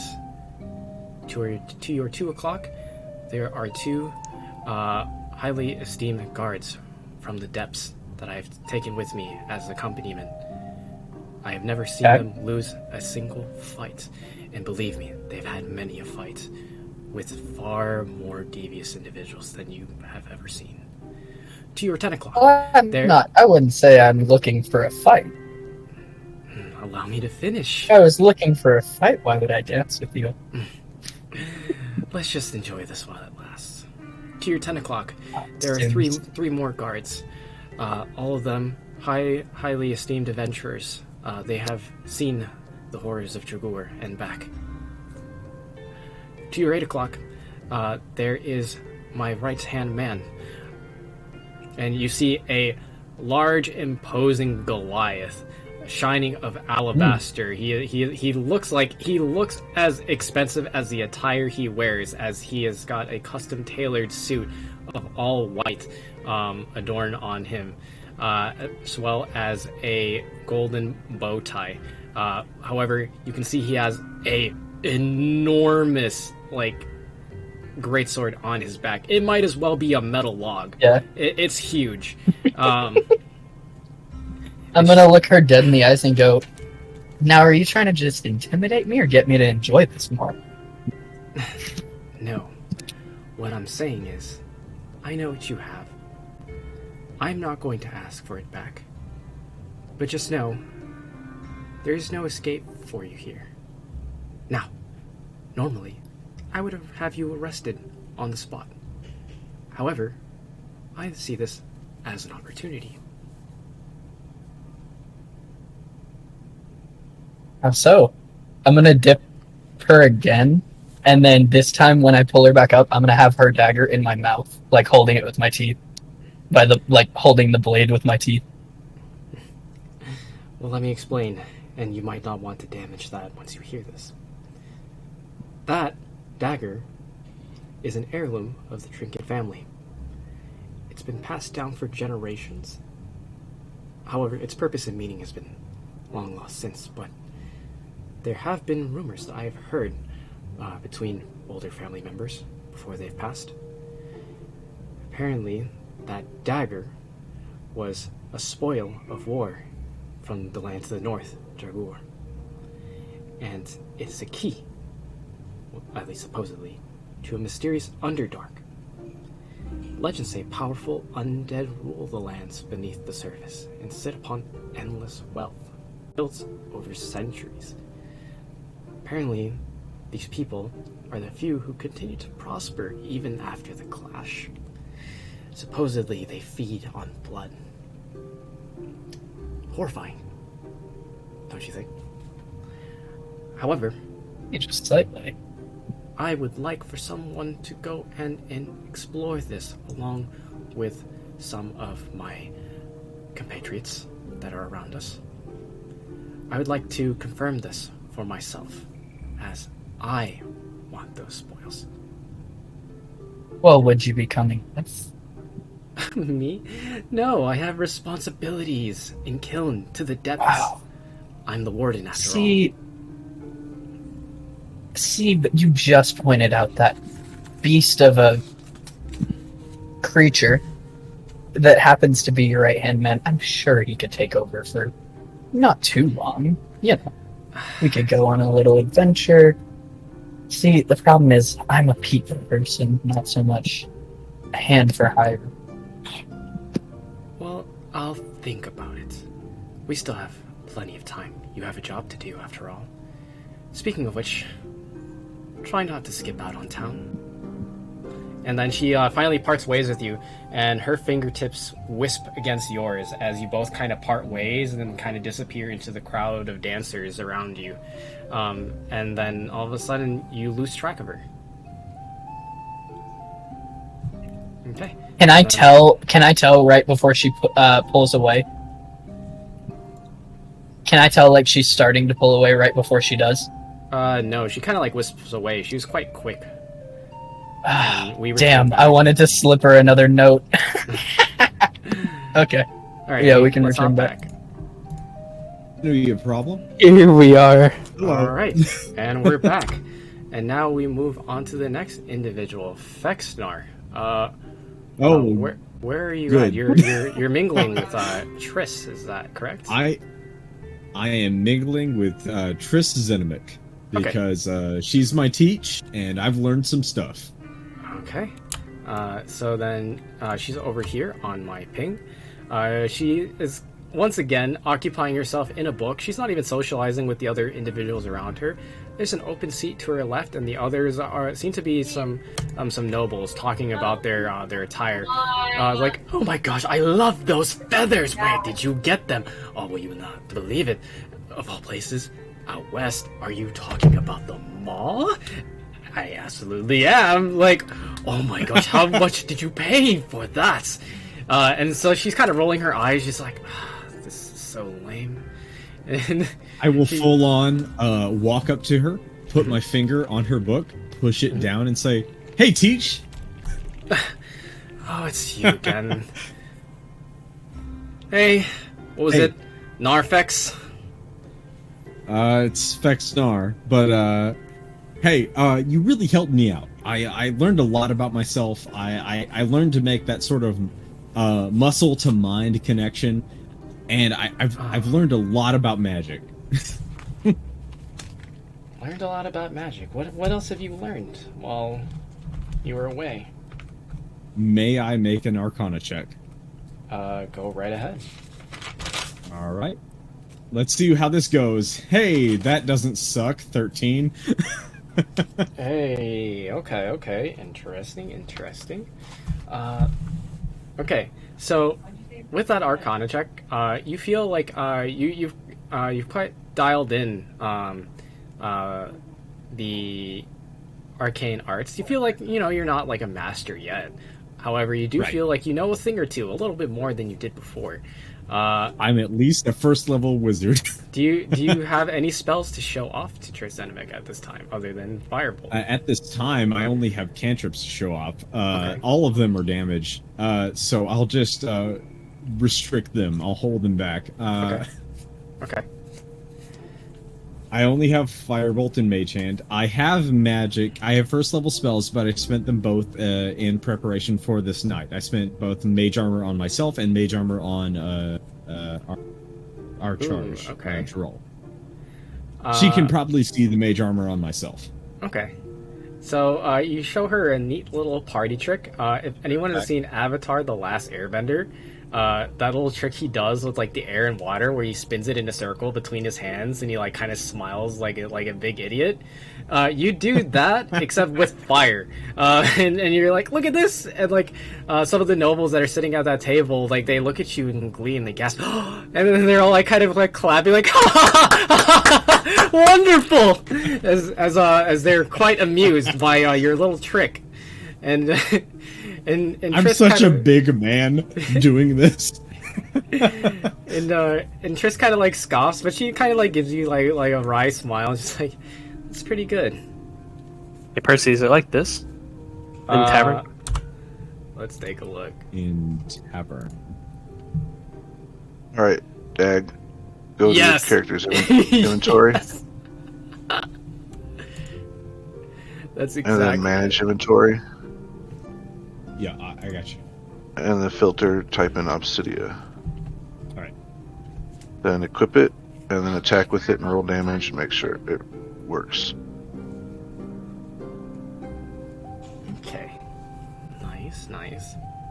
Obsidia, great sword, add to equipment.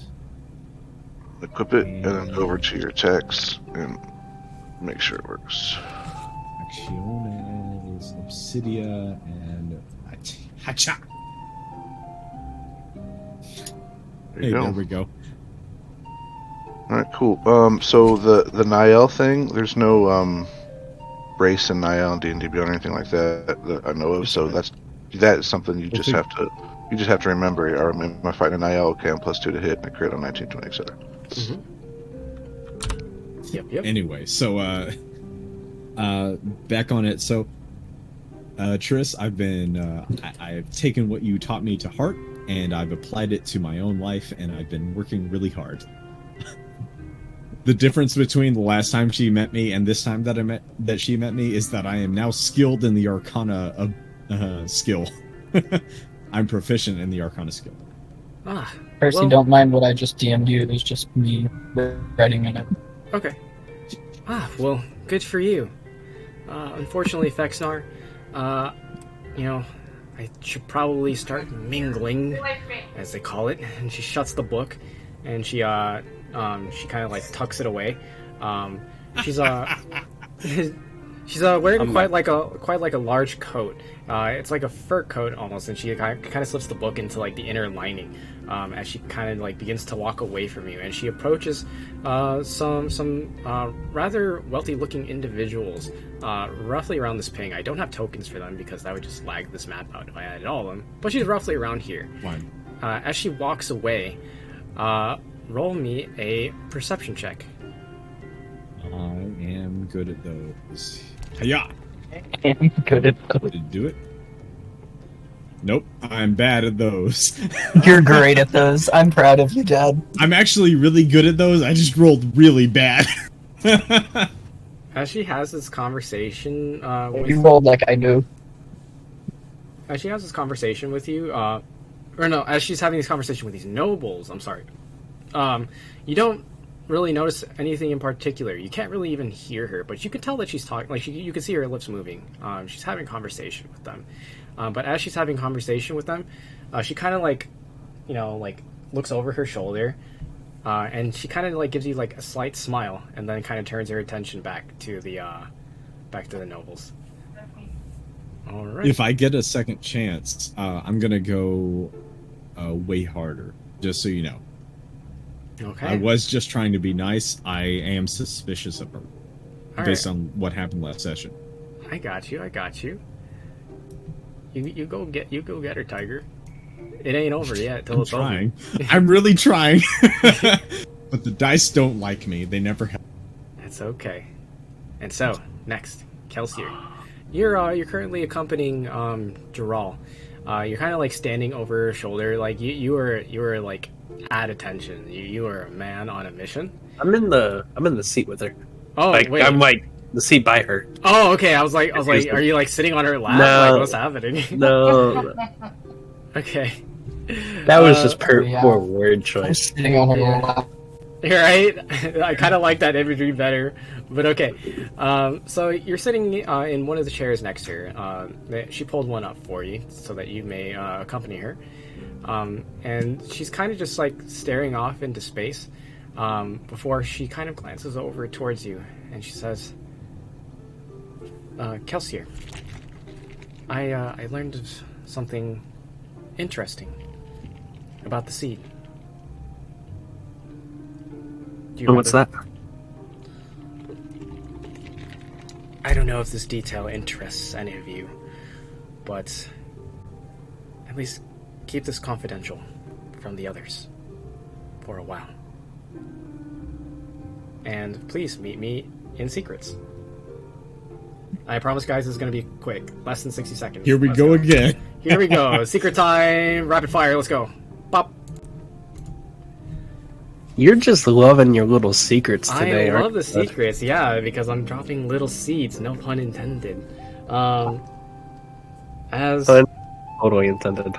As she kind of like whispers to you these details. So as you know, this is a mission that's been given to you know who, and from you know whom. And it's located in Thalos. But what I didn't share with all of you is that the seed has other potentials. It has the potential to bring back the dead, not like spells that paladins have or clerics. It's far stronger than that. It can bring back anyone to life, to their original former selves, even their restored selves, so long as they died within 10 years. I know there are many people who would seek this power, who may use it for that reason instead of to restore the lands of the Southern Spine. But I trust you. And all that I ask is that you please keep this from the party for now. I don't know what their pasts are. I don't know what their motivations might be, their ulterior motives. But I think it is important that if something were to happen to me, that someone else should know. Not even Rumul knows. And the reason I have not told him is because I need someone who's from the outside. Do you understand what I'm saying? I do. Thank you. And we return back. Saga's been going on like 3 months. Nice. All right. And we move on to Grundark. Grundark, you stated that you wanted to kind of like loop around the room and see if you can get another glimpse of that person again, correct? That's correct. Okay.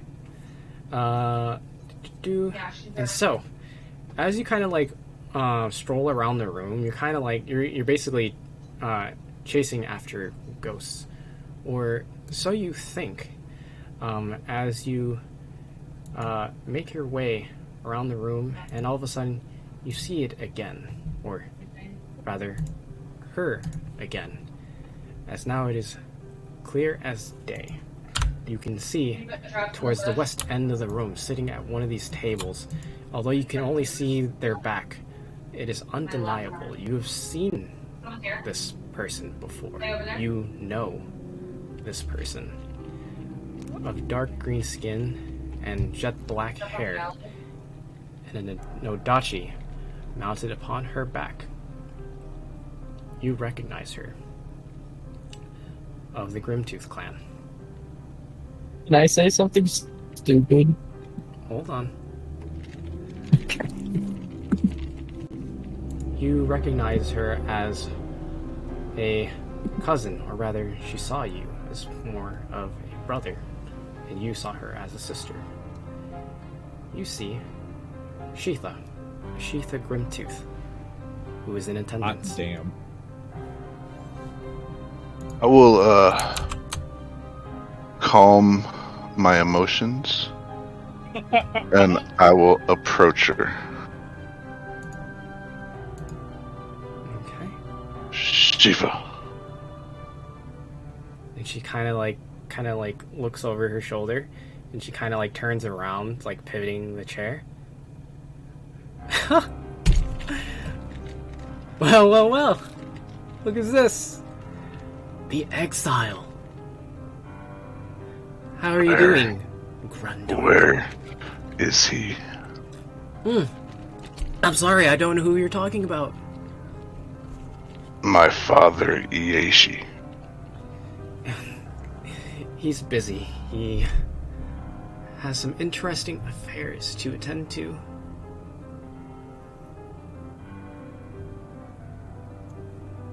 We'll beat it out of that pristine face of yours. Oh, relax. It is a special occasion, and I'm sure you do not want to embarrass your charge. I assume that's her over there. And she kind of like nods over to Geralt. You know how a samurai will kind of unsheath his sword just like an inch? Mm-hmm. I unclick my sword just an inch, and the hum of Oni, the electrical energy, kind of just around it. Mm-hmm. Ooh. Kitty's got claws now. It's like you can see that like that thing where like they kind of like put their hands together and the fingers are pointed down and pressed together, so it's like knuckles, and she has her chin rested on her knuckles as she's kind of like smiling at you mockingly. As she's doing this, however, you can hear the softest sound of a chink as you can see she's not touching it, but the blade is slightly risen on her back now. Can I volunteer myself to make a wisdom saving throw? And if I fail, I'm going to attack this bitch. Oh no! Ooh, okay. Yes, go right ahead. Make a wisdom saving throw for me. So I grit my teeth outside them. Damn. Oh, please, Grundark. You're making a mistake. Your blade against my blade. No armor. Ooh. You know I can't turn down a duel. Vexar isn't engaged with any person, right? That is correct. You are not engaged with anyone at this time. May I Am I interrupt? still engaged? No, you have parted ways with Lyra, who has disappeared into the crowd. Was I able to see the electricity when he like barely unsheathed it? No, there's too many Just people a hum. in between. Yeah. And there's Oh. music playing from the Then performance I'm just- on stage. It's kind of like you can't really tell, and you're also far away from him. I would hate for anyone to call you a coward should you turn it down, Shifa. At least I'm not a loser, Grundark. Ah, damn. Yeah, I'm gonna I start had walking. no idea. I'm gonna start walking outside. And she kind of whistles a little tune as she now stands up and she follows you out. Goes without saying, she's agreed to the duel. God damn. And now we can cut to this map. One moment, please. That's the worst part. I don't think any of us are actually in range to like see this going on. Yeah, you guys don't know that this is going down. If anything, Kane might, but No, Kane is currently pulling guard duty right now. He's watching the west side of the room. He's staying like within eyes reach of Geralt. He's paying attention to the charge, unless he states otherwise. I thought Kane was right here. He is. As far as I He's know. walking back and forth, and he's paying attention to everything. Yeah. As far as So I know. Kane would be like the only one in range. I would have to roll perception to see if I saw it. Correct. Would you like to roll perception at this time to see if you notice? I didn't what see is a happening? goddamn thing. Not a single fucking thing, bro. It's like, that's some nice orc May titties, I? and he keeps walking by. Yeah, right. It's like, look, Man. that orc has a Damn. fat ass. Yeah, that's a really Yeah, nice hat. Damn. Keep walking. I went to the wrong Not haberdashery. May I roll perception? Go right ahead. Can I attempt to roll perception? Yeah. Nope. Oh yeah. Can I roll perception? Go right ahead. Roll perception. Keep in mind, depending on the ranges for all of you and the context in which you're standing, your DCs will be different. Because I mean, mine, I would be walking back kind of towards Jaral, away from the dance floor, kind of like this general path to get up to her. So I'm wondering. With your perception check, you're kind of getting pushed every which way as your back is being pushed into like the other dancers who are like, "Oh, watch where you're going! I was having a moment with her." Okay, wait. Whoever said that to me, I'm gonna look him dead in the eyes and go, "If you don't shut up, I'm gonna have a moment with her." How dare you! I demand to roll against him. So, what do you mean have a roll against him? I have no idea. It just sounded that's really pervy. Oh, Pissed off. I gotta roll off with the lady. I'm being pissed off at me. If you wanna do something personally, you're welcome to do something about that comment. No, well, I mean, like, this guy is, like, in your face now. You're having an argument on the dance floor with some noble, some rich brat. Yeah. Yeah. And meanwhile, we cut back to... But I didn't see shit because I got myself in a fight. Bet. Yeah, you got in a fight with some rich kid. Take that deal every day. And so... Fucking knows.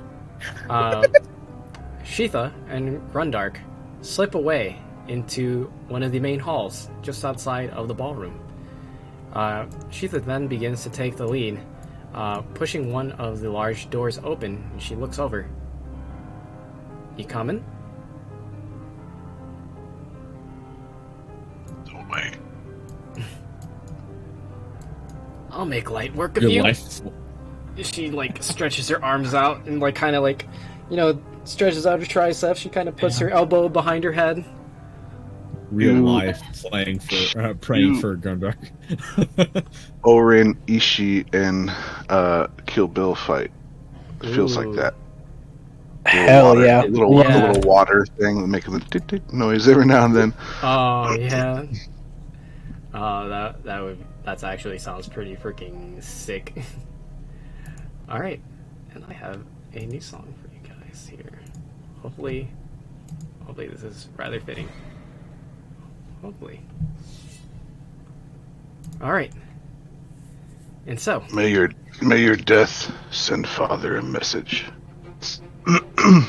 And I'll draw my blade and wait for her.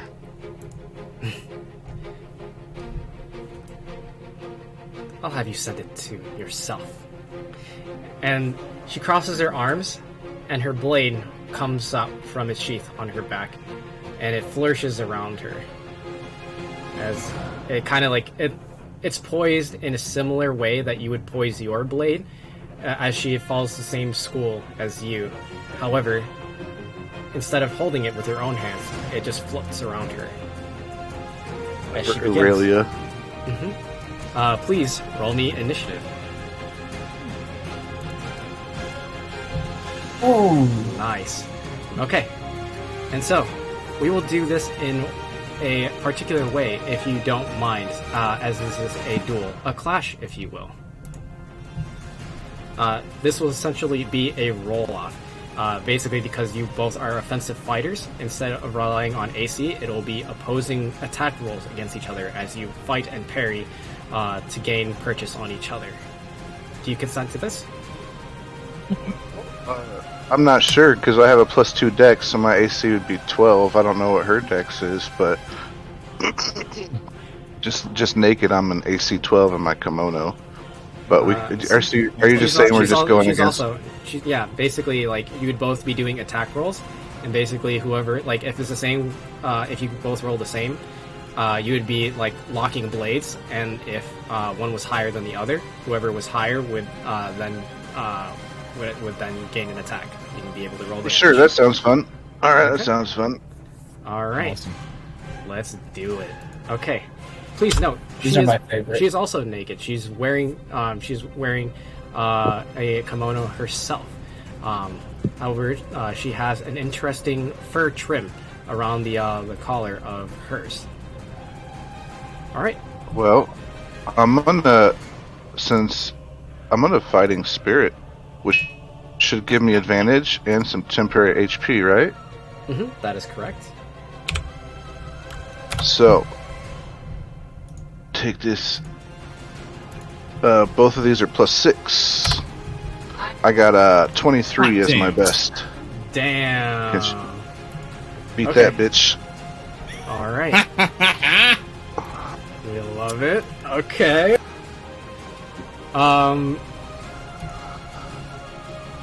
Ooh, nice. Okay, so. Oh, interesting. Okay, so as you spin and flail your blade and clash against hers, you both lock blades. As you think you just are about to meet her flesh with your blade, it stops just short. As you are both looking, staring eye to eye, you can feel the sparks of hatred locked between each other, as you finally feel the pressure of her blade pushing against you as you are sent backwards 10 feet. As you are now bracing yourself, your feet drag and brace as it kicks up dust off of the tile. As you then lunge back for another attack. Roll them again. Keep us, Beavis. Well, I have temporary HP.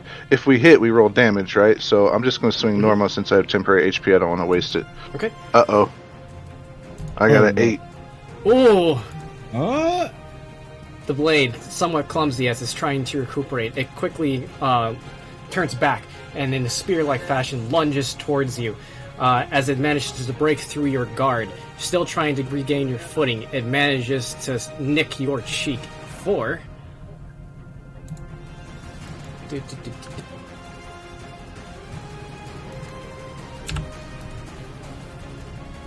10 piercing damage as it grazes it. Like 5.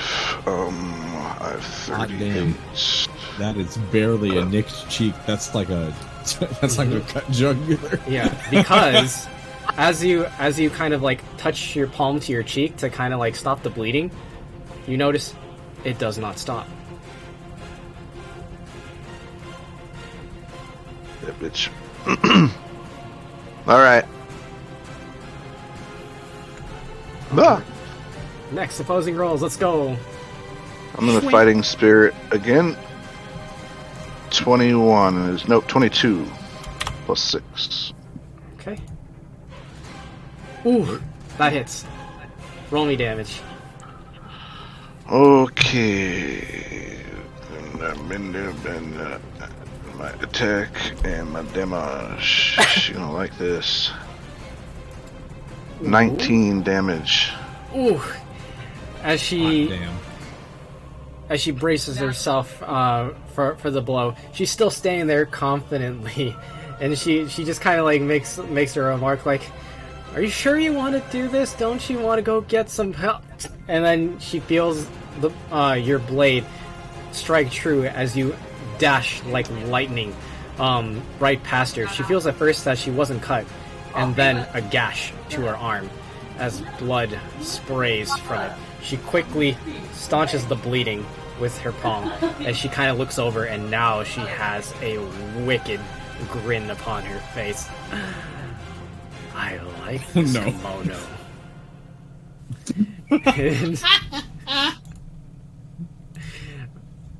Here, let me go ahead and get her HP here. One moment, please. Another win in the book. And like that. Bop, bop. And boop. Do you need me to do your HP bar for you, or do you got it? Yeah, I'm 33 of 38 if you want. Right. So the others can see it if they're watching. You got it. You're 6 out of 7 HP. 6 out of 7 HP. Alright. And then she starts to get serious. As she begins to get in a very low stance, and finally she lets the blade flourish before landing square in her palm. And then she keeps one arm in her kimono and the Nodashi over her shoulder as she prepares. And roll again. Can I say, you're the least one I'm looking least favorite to killing. Shit, 18. I'm flattered, as she then dashes with the same speed, if not greater, as she then, you can feel the force before she even gets close to you. You can feel the pressure, her aura itself, followed by the sheer physical movement as a gale of wind passes you. Slice! As she then gains purchase on you for 14 damage. Hot damn, So I Jesus. got 5 temporary hit points, so I take 9. I'm at 24. Alright.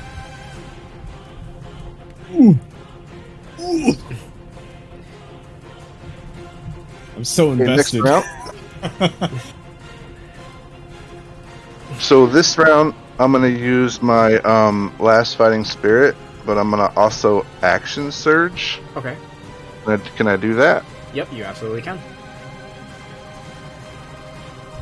So here's my regular fighting spirit attack. Here's my regular round.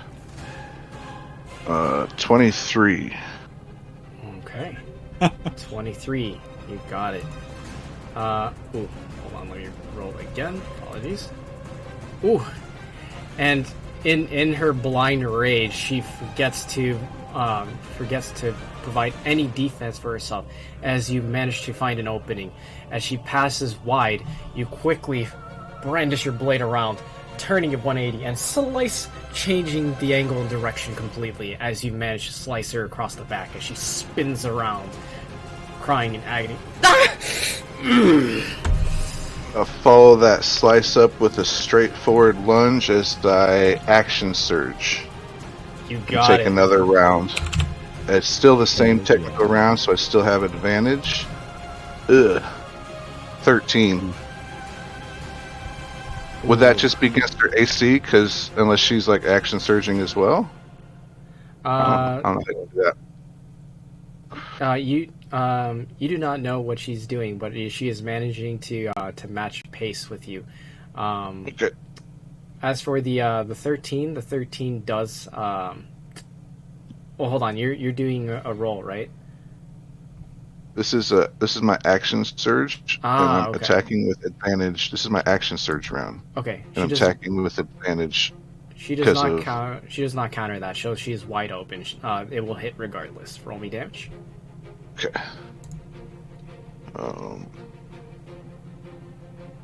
15. Ooh, nice. As she. Oh wait, you said 15. Yeah, the lightning damage is included in there. Oh, got you. Ooh. As she can feel her, she feels a stinging in her back. She felt that she was bleeding for a moment, but it was soon sealed and cauterized, but burning from, as she can feel electricity run down her spine. You can see that on the ends of her fingertips that there's just the slightest bit of crackle of energy, as she kind of like, her hand is trembling, and then she quickly like whips her hand and like clenches it in a fist, as she like regains her composure. And roll again. This round, can I use my action to take the dodged action, which would put her at disadvantage, but I wouldn't get to roll? Maybe she just has to hit my 12 AC. And I want to use my bonus action to do what do you call in their second wind. Okay. Right. You got it. Ooh, nice. Good second win. Oh, actually, oh wait, I was looking at the 10, but no, yeah. So I took the 10 too. I only get something at 31, not 34. okay. She rolls a 3, and as you dodge, it's really a combination of dodging and parrying. As she like quickly like she bolts around you. She's like every which direction. To your front, to your back, to your flank. She's quick, but you are quicker as you just with ease take your blade and just parry and block everything she's trying to throw at you.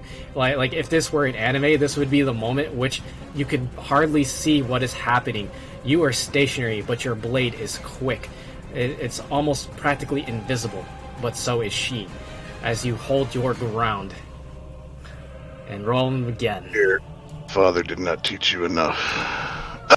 Shit, why do I gotta talk shit then roll crappy? You know? You know? You don't have my powers. I got an 11. That's just karma. I don't want to hear that from you! As she, like, lunges towards you again and begins to strike again.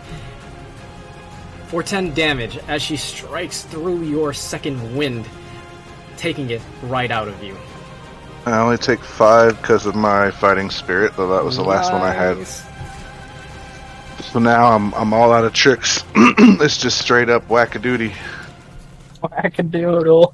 It's a slugfest now. No whammies, no whammies, no whammies. And roll again.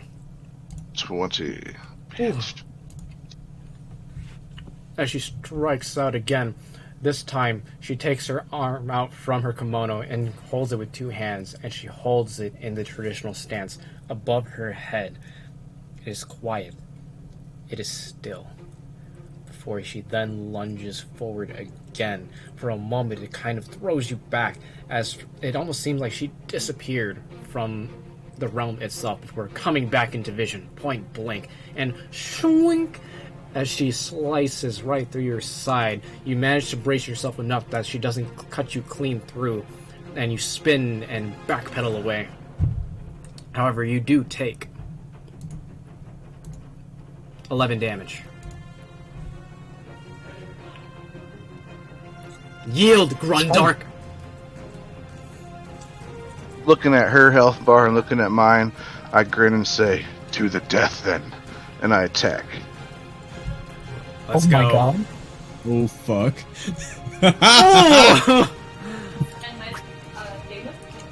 And so you clash again as you lunge forward and you parry her blade. It gets knocked up in there. She just barely holds onto it, but her arms up wide is wide open as you now strike against her torso, tearing the kimono, revealing her traditional wraps around her chest as she braces herself. You can hear as the wind just gets knocked out of her, just barely stepping away as she now takes. Nope. At level 4, I took a feat, Orcish Fury. Ooh, let's go! Oh no! Oh so no! I can reroll. I can reroll the damage once. So I'm gonna reroll that damage. Do it. Because it was shite. Oh, and now that's she's taking better. 17 instead of 13. Nice. Alright. Oh wait, nope, I don't get to reroll. I get to add an additional die. So that's what I'll do. So sorry, she's at 13 and I roll an extra d6. If it's a 1 or 2, I can reroll it because of my thing. So yeah, 17 still. That worked out. Okay, 17, so cool. Sweet. As you then counter as she tries to strike you true. And you can see as you're kind of like turning 90 degrees, your eyes of fury, for a moment you feel as if, and if anyone was around, could see that your eyes are practically sparking with electricity, like the blade at which you wield. As you cut again, bloodying her, she spins out of the way, she stumbles backwards, trying to brace herself against the fountain. She holds her blade between you and herself as she tries to guard for the next blow. Roll this one at advantage. Let's go. This is the if she hits me, I could die. If I hit her, she could die. And I will say, I guess your spirit will have to tell Father I'm coming. 20 is my roll with advantage. Ooh. Ooh. And so, there's roll been me a death in damage. the family. 19 damage. All A right. death in the family. The worst part is that none of us know. Yeah, none of you None know of us that this know is what each happening. other are up to, and all of us have done some fuck shit already. Grindark's really doing some Kill Bill shit right now. It's fucking badass. I love it. And so, as you strike out the final blow, she manages to brace herself at the very last moment, both feet on the ground, both hands on the blade, as she then tries to brace for it. She's so sure that she can block this hit. As children, she's fought you in this scenario many times before, but it seems that you just had one too many tricks up your sleeve. As you then vanish, just like her, and like a howling gale, knock her right onto her back. Sliced asunder, it feels that 10 cuts were made instead of one, as she is torn to pieces and falls defeated. So, Percy, I have a question. During this time, has my fight with the noble child escalated in any way, form, or fashion? No, it's really more of like a back and forth where you just kind of insulted each other and you just roasted him That's a little bit shame. harder. Yeah. Part of me was hoping that like he got actually pissed and wanted to fight, and I could just drag him out of the room by the collar and then walk out and see this. Just like, oh, I can come back. Oh, somebody was already out here. My bad. I didn't know it was reserved. And oh, hey, Grundark. As this is all happening, and now that you have a defeated family member at your feet, meet me in secrets, Grundark. Damn. Here we go again. Here we go again, boys.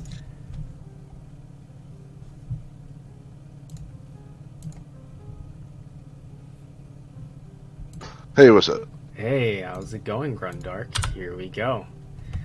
And so, right at death's door, she lays upon her back, and you can just hear. She's finding it hard to breathe, as you have completely just annihilated her torso. That last strike struck her true, hitting vital organ, no doubt. She will die.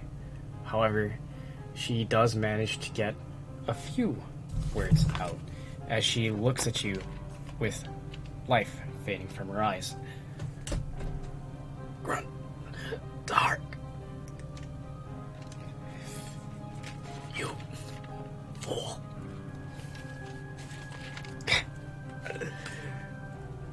You don't know what's coming. Regain your honor and tell me where he is.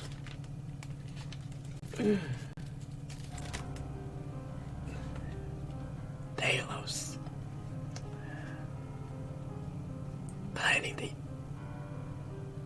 attack.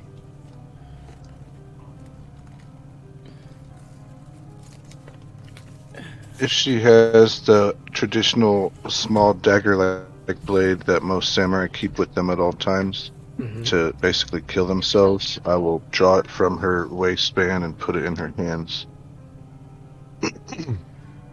I'll give her a samurai's death.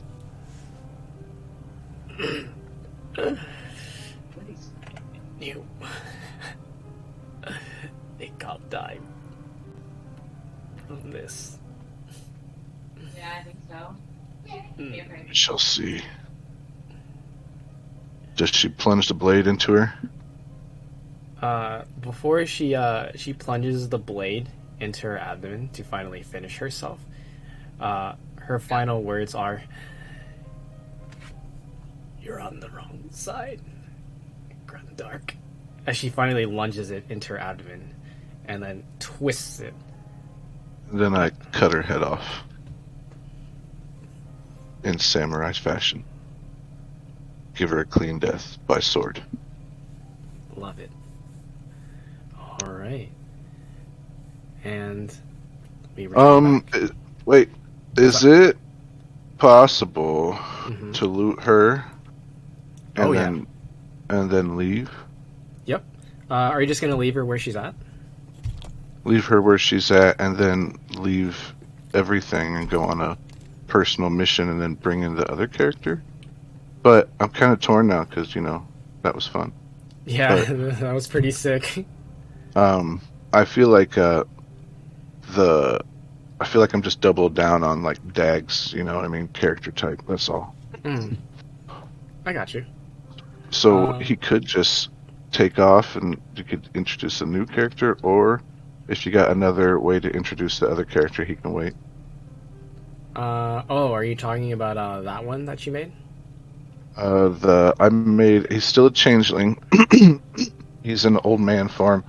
He's a blood hunter, Order the Lycan, which means at level 3, which is now, he can turn into a werewolf.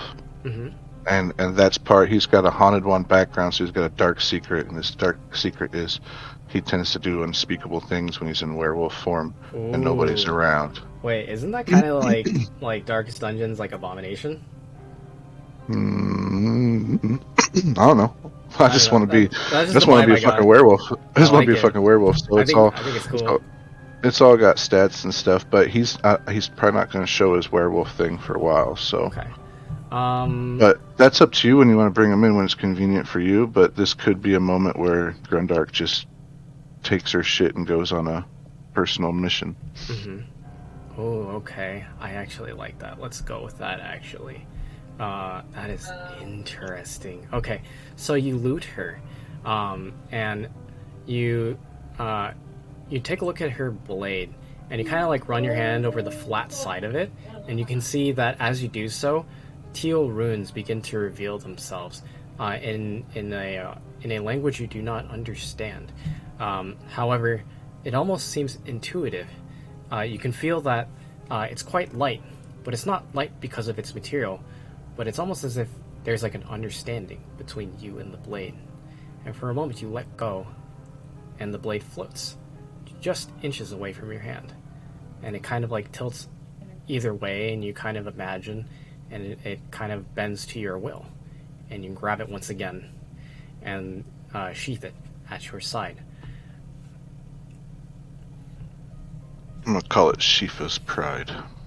Ooh, love that.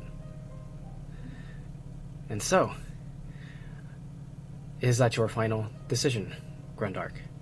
As long as you're cool with it and it works for you. Yeah, it works for me. I am totally cool with it. I can improv around that. And it makes something cool later on that might happen or could be fun. I like it. I like it. Sweet. All right. And so, we return back to Minkle. All right. Cool. Going to. All so, right. I just want to say real quick, I wanted to say it earlier down there with Percy, but I wanted to say it in front of everybody. That duel was totally homebrew style way of fighting, and that was fun as fuck. Thank you, Percy. That was cool and unique. Oh, absolutely. That was legendary. 100%. I love listening to it. Yeah, no, I was definitely afraid that you were definitely...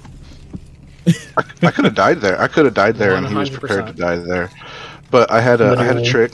If I go down to 0 HP, I come back with 1, and so I could have gone an extra round. And when I come back with 1 with that feat I have, I get an extra attack too.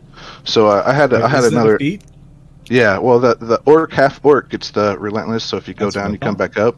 But with the feat, when you come back up, you get an attack. So I chose that feat too. So it would have been kind of like an action surge. Kinda, yeah. I had a last trick up my sleeve for that bitch, but that was a close fight. I appreciated that though. Also, now, can we appreciate that's the your fact sister. back at the beginning when Percy was like talking about what she looked like, and I'm like, can I say something funny? If y'all look in Band of Blades chat, y'all can see what I was gonna say. Let's see. Blades. And I hate that I wasn't far off. It is your father. I mean, that would have been a good assumption. I mean, but the fact that it still was family, that's kind of baller that I was, like, even remotely on that. Yeah, it was indeed his cousin, which he is now slain. Oh, just cousin? I thought it was a sister. Well, Backwards they treated each other like brother and sister growing up. I had one sister, Backwards and my Alabama. father slain her, and my father killed my mother as well. Let me ask you a question, Grundark. Did you kill her? Uh, Gundark hasn't returned yet. Yes, Fair that is enough. correct. For a while, you're all enjoying the party, you're enjoying the ball. You're having drinks and having a good time, as well as performing your jobs. You're not, getting wasted. You're just kind of enjoying the atmosphere, as well as just keeping a close eye on things, watching the perimeter. And as you do so, Can I attempt to be a scoundrel again? hold on. You don't have to attempt. You just are real a quick, I'm back. scoundrel. There's one strange detail as you all look around. It has been quite some time since you've seen Grundark. You saw that he was patrolling around the ballroom, and now he's nowhere to be seen, and that seems odd. He sticks out quite a bit. He's one of the few half-orcs that you've seen attend this ball, and he does stand out in his oriental garb. He's the only person taller than I am. That is also true. Oh no, I don't know about that. Okay. There is one person taller than you. Are you sure? Yes. Or 'Cause I'm Percy, am I correct in 6'3". that? How tall are you? Yeah, how tall are you? Kelsier is 6'2", 6'3". Fexar is 6'3", Grundark is 6'6". Oh, Is the person I'm thinking of, Percy, are they taller than Fexnar? Which 8 o'clock. person? Oh, yeah, that guy's fucking enormous. That guy is I'm like, that okay. yep. Excuse me. So Yep. as you all are now looking around and you're observing the room, you're surprised you didn't notice him before, but he actually kind of matches with the tile floor of the dance floor. He is just a large alabaster Goliath dressed in white suit and golden bow tie, and he kind of just like he's a very like not only is he tall, but he's quite stout, but he's still like a rock, like a literal rock. As only his eyes are moving and he's just observing the room, and every now and then like you'll kind of like see him like do a little shimmy and like tap his foot, but that is the most you get out of him as he's otherwise still. But like how many heads taller is he than Fexnar / Grundark / Kelsier? This man is 8 feet tall. oh, God damn. He's fucking huge. Honestly, it looks like if he actually tried to bust a move, he would just completely rip that suit he's wearing. Oh Like- god. It wouldn't even like, it wouldn't even be just like like rip. It would be like Fabio, like it would explode off of him. beautiful. But yeah, so you're all enjoying your time, and he is nowhere to be seen. What does everyone do at this time? Is Madam Trinket just... I can't find her anymore? No, you do not see Trinket. Now, at this time, Kane, you are then flagged down by this individual close to you. He has noticed that you've been kind of pacing back and forth behind him for a while now.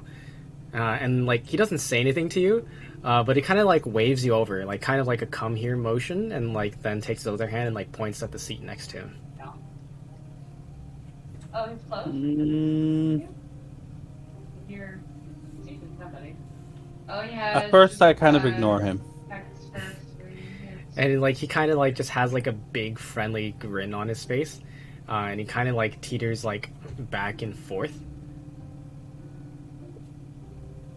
I go over and I go, "What? What do you want?"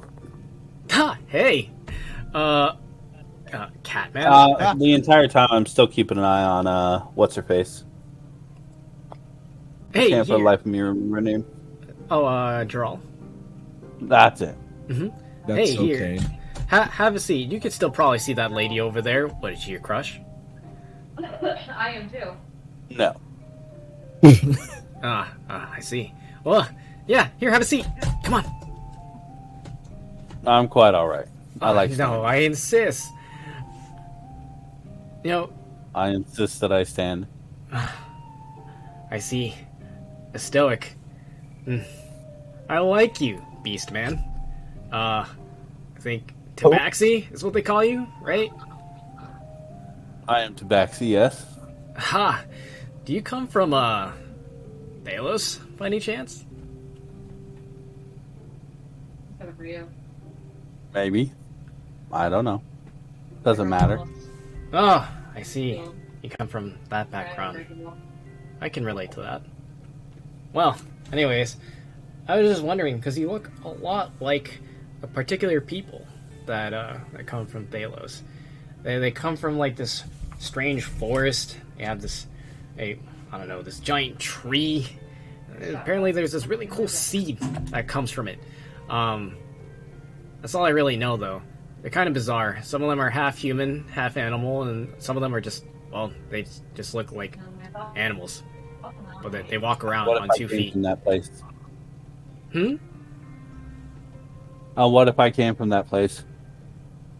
Well, I mean, if you came from that place, well, you actually look kind of similar to a particular important person from that area. I've only seen them once, though. I don't actually know them, but I have seen them from afar. And you all kind of look alike.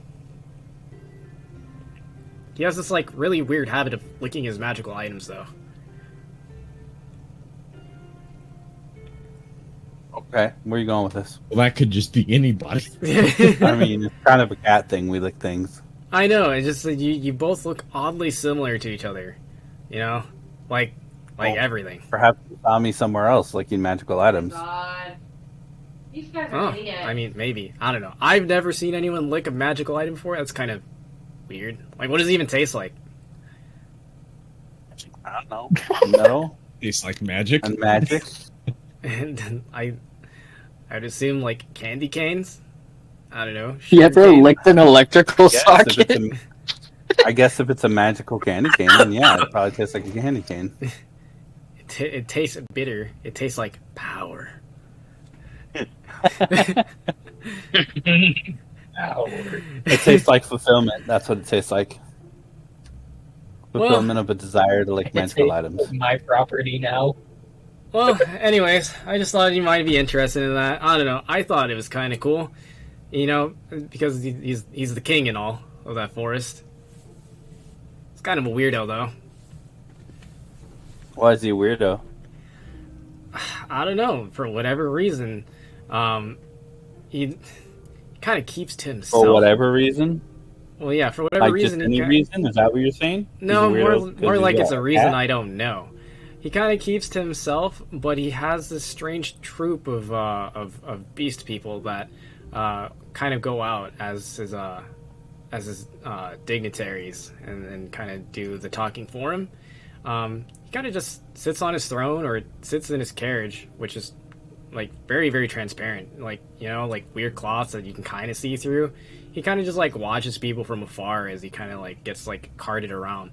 And can you get this? It doesn't even have wheels. He just has these strange people carrying him around. It's like, just make a wheel. It's not hard. You're a king. You could probably get that. I don't know. Maybe it's a power thing. Have you been drinking, sir? Please don't tell my boss. I'm gonna have to ask you not to flag weird, strange people down that you know nothing of. Since very odd things. I just like your hat. Well, then that's all you had to say. I know, but I thought it would have been a weird opener.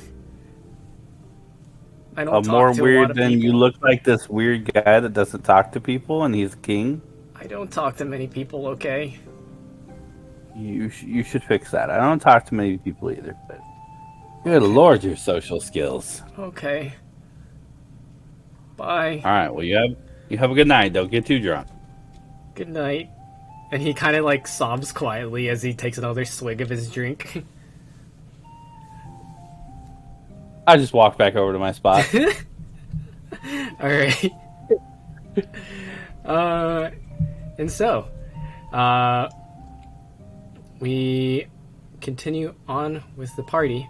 And as Jaral is kind of like having conversations with everyone at her respective table, she kind of like looks around, and she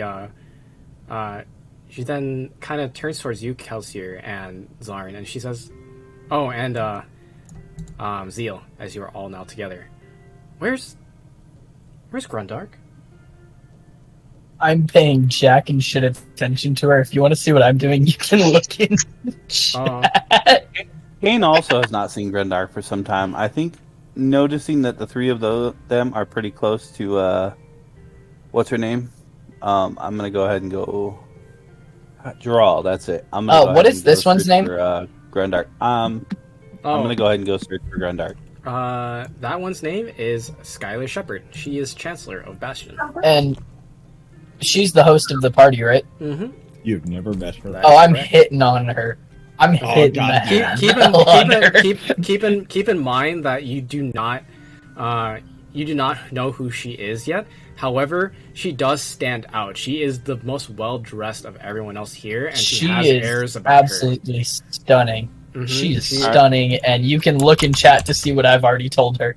She's like an 8 out of 10, maybe a 9. I'm gonna go ahead and go look for person Grundark. that you need some sort of introduction to. You can't just walk up to her, man. I'm doing Had it. you no class?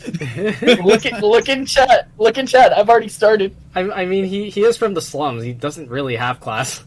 Yeah, no, I was on the streets. Yeah, and so like she kind of like has her legs crossed and kind of her hands together, like her fingertips are meeting, and she kind of glances over at you, Zeal, as you say this, and she says, "It's rather bold of you to approach me like that." And you are? The name's Zeal, and I mean, you're awfully bold yourself. Seems like someone that would stand out would want something a little more on the up and up. And then like let's go ahead. I was gonna say, may I roll a history check to try and save his ass from embarrassing himself? Go ahead. Oh no, please don't. You may definitely try. I will try. So damn, can I roll persuasion to try and convince her onto the dance floor? Sure. Go ahead and roll me a what do you say to her? What do you say to her as you try to convince her? I mean, someone as stunning as you shouldn't have to sit in a chair the whole night at your own party. At least give me a dance, make it worth your while. I appreciate the gesture. However, this is more business rather than pleasure for me. But thank you. Who's to say they can't mix? And also, no one said anything about pleasure. I just asked you for a dance. Thank you. I feel like we would need to know each other a little better first. This is just politics. Thanks, but no thanks. He says hey. guards. If you change your mind, I'll be over near Dural. Or Dural, however the hell you say it. God. Yeah. And as you walk away from her, she says, "Oh, apologize, I didn't introduce myself. My name is Skylar Shepard, Chancellor of Bastion. Pleasure meeting you." Do I hear her say this? Yeah, you just barely hear her say it as you walk away. And her I'm gonna turn around and go, Chancellor? We definitely had a like, note still on this her. shit. We I'm like we still definitely on had my a note bullshit. about her from the Solitude Lab. I have no idea where. My notes are not good, but we did. Wait, what was her name? Her name is Skylar Shepard. Her name was on one of the books in the Solitude Lab. Sure, that we found but she's underground. also super famous. The only thing I did was write down her name. The fact that she's Chancellor. That's all I did. But her name was in one of the books, near one of the books that was about the tests that were going on down there. So that actually is good Her to name know. was somewhere. That's all I can say. Her name was whispered to us by the captain of the guard guy outside of that the building over the top of the lab. Oh, is that what it was? Yep. Yeah, you didn't That's actually correct. read any of the books from the lab, so you wouldn't know if her name was in there or not. Yeah. I thought I was around for No, you books. weren't. Oh, Yeah. okay, that's my bad. Yeah. I forgot. However, it was whispered to one particular individual who I believe did share that information, so the party knows. But otherwise, Yes. I did. as for text, I you did had share not the heard. info. Okay, sweet. But I shared everything I heard. Awesome. And as you walk away, Zeal, her attendant, her goblin attendant, who's dressed quite well, it almost looks like military garb, and he just kind of like huffs it. How dare you talk to her that way? Yeah, you better walk away. See, I had your back the entire time. I turn around and look at him and go, "Did you say something?" And she kind of like shoos you away, Zeal, and she kind of like turns towards her attendant. She's like, yes, I'm sure you are so wonderful, Strahd. Now, please calm down. Sit down. Yeah, I did good. And he kind of sits back down. I look at him and I look him dead in the eyes, then kind of look a little towards her and blow her a kiss, and then just keep walking. Hot damn. He climbs over the table Just to make him mad. Yeah, he climbs over the table trying to get at you, but he can't get over it. Like, his hips are stuck at the edge. He's too short to like really like get any further than that. And Skylar makes it a point to like grab him by like by the collar, like at the back of his coat, and then pull him back in his seat, and then drops him there like a child. It's like, what did I tell you? Sorry. And he kind of just like Walk looks up to very the ashamed. table with an. I mean, I walk okay, up since to the table with an we're entire tray of drinks. we're still at the table, since I'm still around Geralt, I'm still at the same table as Skylar, correct? Yep, you are all. At the So same I saw this happen. Yeah. I look her dead in the eyes and go, "This is the head of your guard?" I never As said Chancellor? Oh, whoa! I never said that. He just likes wearing the attire, and I allow him. He's just my attendant. Oh, thank God. All right, and at this time, everybody roll me perception checks. All right. All right, so Please. am I able to go look for Grundark now? Damn it! Mm-hmm. You might absolutely look for Grundark at this time. Dude, I'm still focused on everything that happened with Alira. You can tell right now, like, I am not in the game. Vexnar is straight up partying right now. Yeah, Fexnar, you and I are out of it at the moment. Okay. Let's just get drunk as hell. Why Okay. not? It So- would be us. Kane, with your perception check, you kind of like you take a few laps around the ballroom. You kind of like check all the tables. You check like kind of the edges of the room, see if he's just being a wallflower, and you don't see Grundark. You kind of make your way out into the main hall that encircles around the ballroom, and you kind of check around there. You kind of like checking windows outside to the gardens around to see if he's there, and you still can't seem to find him. Yeah, where that big titty orc bitch be. That's the one he's really looking for. It's not just Kane. Where's that Yeah. big booty half orc, baby? Yeah, I mean That's gonna be her. that's true. She low key hot. It's too bad she's dead.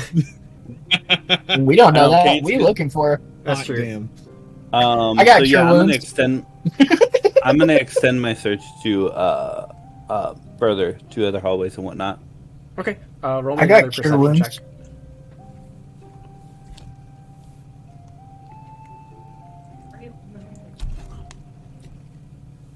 No. He is nowhere to be seen at this time.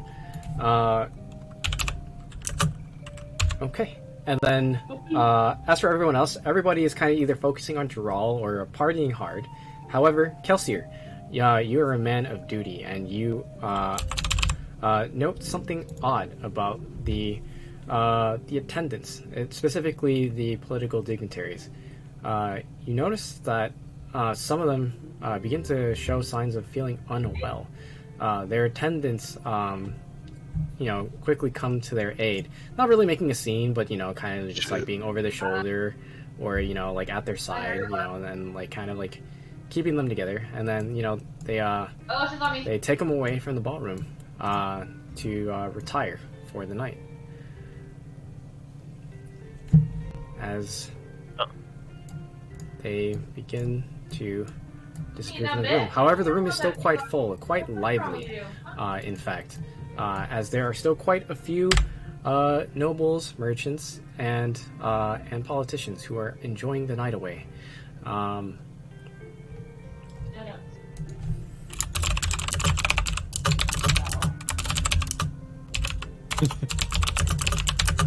I'm getting all this information. I'm checking, like, kind of giving a glance over at, like, food and drinks. Draw. Okay. Telling her to be careful. Okay. Do you share this information with your party? Just draw for now. Okay. At this time, if you are observing the food and drink, roll me a perception, investigation, or arcana check, whichever is highest for you.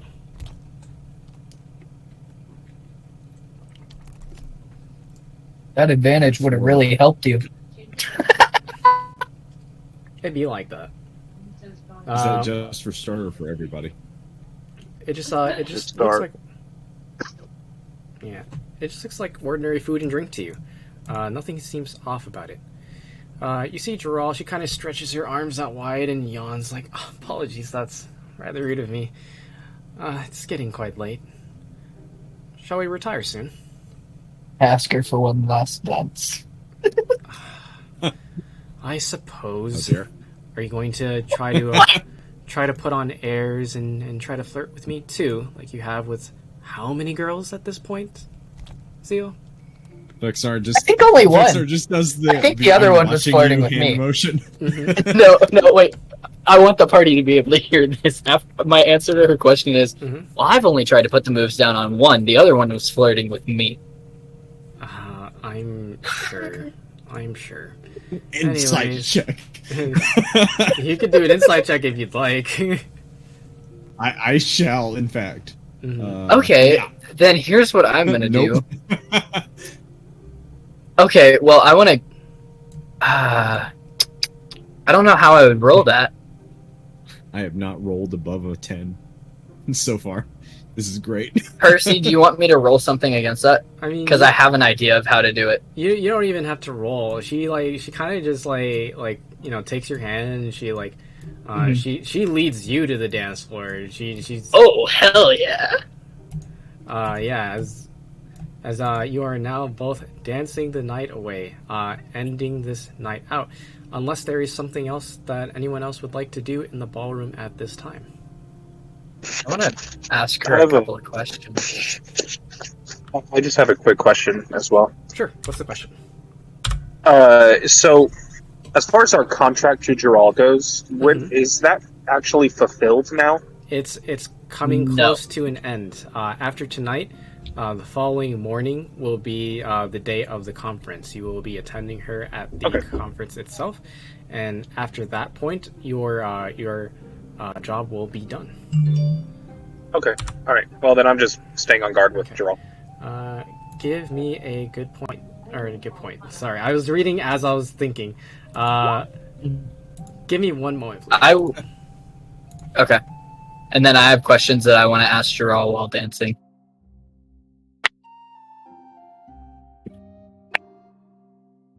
But, yeah, no, Dag. You want to know what I kind of wanted to do as a roll against your insight? Okay. Perception, but if mine was lower than your insight, then I believed it myself. Okay. Yeah? That would be funny. You're free to. I'm not the arbiter of your character. But, like, just that idea is just, like, that's kind of funny. Like, I can either know damn well that that's not what was happening, or actually believe that's what was happening. That's a funny option. My advice to you is just roleplay that. Just roleplay everything out, and then let Percy make this roll call instead of saying, "Hey, can I do this?" The really thing you want to do is, insight. Like, do I believe them? And instead of saying instead of saying I want to make an insight check, you could just roleplay a little bit better and say, I don't know if I believe them. Do I believe them? And that's a good cue to say, kind of Percy, hey, I kind of want to make an insight check. Well, The only reason I'm talking about like what I would have wanted to roll is because I don't know if I even believe myself. Your character is very whimsical. Yeah, at the moment, yes. So, I kind of thought that Tabaxi would be whimsical, but he's more that cool, calculated, quiet cat. You know what I mean? yeah, I'm a lot more. Honestly, my character's a lot more emotion driven than I originally intended for it to be. However, it's kind of worked well. You know, Fexar is not nearly as much of an edgelord as I intended him to be. He's kind of more of a clown. He's great. I adore him. Boxy helped you with that. I adore Boxy. Honestly, didn't need Boxy's help. Sarn's our preacher. He's just always in the background giving sermons. Yeah, literally. That'd be so funny. Grundark, I feel like Grundark is like our moral compass at this point. Low key. I mean, despite that, we don't know the fact that he just, murdered his own family in the parking lot in a fucking street brawl. But Grundark is definitely the most consistent. He's bound by honor and duty. So, but his so I feel his like he's a definition good of moral honor. compass. It's his definition of honor, though, based on his culture, which can be a little bit different than, you know. Yeah, Okay, but I think as just far as overall, what Grundark has people are kind of been a doing- moral compass for all of us. I Like think calling he's us on our bullshit. I think he's like neutral good or something like that. Yeah. I think I have done pretty good at chaotic neutral, at being self-serving. Oh yeah. Okay. But I definitely don't see how I would have done this character as chaotic evil like I originally thought I was going to. I don't think it would have worked. Yeah, that would That's be a difficult. bomb. You just dropped a bomb. Evil's hard to do, especially. It really is, because you have to walk a fine line. Mm-hmm. Yeah, You have to do bad, but you have to definitely do think- bad with standards. exactly. Mm. Professionals have standards. Oh, yeah, so anyways, let's go back to what we were talking about before. What question do you have for Gerald? Yeah, while, we're doing our dancey dance, having our enjoyment time, I'm just going to kind of start asking her about, like, what got her into being the position she is, like, as a dignitary, and what kind of caused that to happen. Well, most of the cities in the Southern Spine operate like this. There are three particular parties that represent each city, specifically the guilds, the politicians who make the laws and rule. Typically, they're under the labels of mayor or chancellor or the like, at least in the Southern Spine. And then, lastly, we have the Magi, which would be typically the headmasters of the magical schools. There's currently a magical school for each respective city, including this city, Bastion, Rubica, Solitude, and Kiln. And so, everyone is selected at random every time a meeting is called to Bastion. It just so happened that I was chosen to represent the guilds this time around. So you're part of the guilds and not the professor of magic? Correct. I am simply a guild master. Then why the spellbook? Well, I'm a sorcerer. Ah, Or sorceress, I should say. fair. I don't necessarily follow a school of magic necessarily, as my gift of magic was, a gift. It was given to me. I have it as a natural part of myself, an extension, if you will. Do you think about whether or not you are... As a relative joke, as kind of a joke, I'm going to look in here and go, was it given by Muradon the Allfather? No, it was not given by Muradin. Can I see if I hear that? Zar's ears perk up. Yeah, Zar's ears perk up. As a matter of fact... As a matter His of Muradin fact... radar goes off. Yeah. Roll me perception at advantage. It's 25 At advantage? That's 25 feet away with a bunch of people in between. This man is so in love with Muradin, I believe that he could hear Muradin's name from 100 feet away if he had to. Okay, I'll accept that. I'm not really gonna bother. So, did you have any more questions for me? As she kind of like twirls around you. I guess one more. While I was talking to one of the other people here, they had a heavier guard detail. Why did you choose to only do 6 versus doing more or less? That is a complicated question to answer. For now, I withhold that. It's getting late. No, We should return back to our rooms. absolutely. May I walk you there? I would prefer if you all walked me there. Fair. Not gonna lie, Zeal's a bit of a creeper. Yeah, Trying to Loki. yeah, I'll admit it. I'll admit it. Loki, he's trying to put the moves on her, but it's like almost like Oh yeah, he's it's really pushy. kinda does. It's like kinda does, kinda doesn't. Like could accept either outcome at this point. It's kind I of see where there- his head's at. You're gonna have a Kelsey better sees chance. their Sorry, go ahead. Kelsey bro. sees their dance ending, and I kind of just walk over there. Wait, and hold I'm on. like- Sorry, Grundark, is you saying? I was just gonna say you're gonna catch more fish if you put more lines out. You know what I mean? Oh, true. Yeah, no, exactly. that's just facts. All right, Kelsey, is you saying? You catch Exactly. when you Yeah. fly. I'm doing great. I see their dance ending. I kind of just walk over there, and I'm like, "You ready to go?" Yes, I would like that. And then she kind of puts her arm like around yours, Kelsey, and she starts to walk, and she kind of like looks over at the rest of your party, and she kind of like takes like one finger and kind of like waves from over her shoulder that it's time to go. Did she like even remotely look in my direction when she like put her arm around Kelsier's? She did not. Thank you Oh, for noticing. Okay, damn. I was hoping that it was a spite thing, like she did it in spite of me, because that would have made for some funny play, but I'd figure out first. No, she literally just like went from one hand to the next, so to speak. Fair enough. I'm glad you caught that, Grindark. That was the whole point. I watched you do that. I've seen people do that. Oh yeah. Yeah. Okay. And so you all retire for the night. Are you all taking watches, or are you just... keep in mind that this is a pretty well-secured place. You can still do it if you would like. I'd just like to put that offer out there as you all retire back to your rooms. I want to see if I see Lyra on the way out. If that's an option. That is an option. Roll me a perception check. Yep. Don't see shit. Yeah, you see fuck all, dude. There's so many people around. You're just trying to like... That one? Oof. You're just trying to make your way through. It's just barely, like, within your capabilities to just keep track of Jaral as you are, like, following your party back.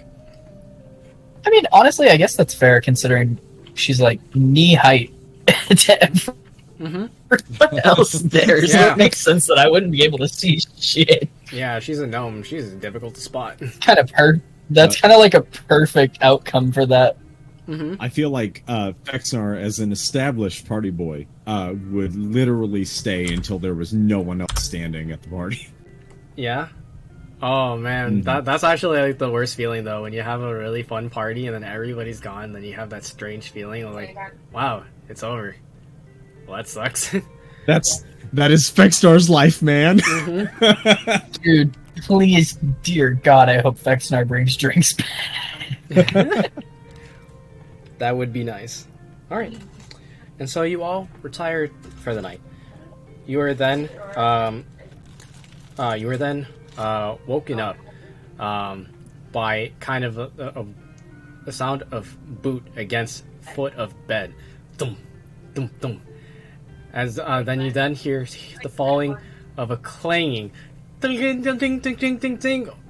Hey, everyone wake up! It's morning! And you hear another, a grizzled voice. Come on, get the fuck up.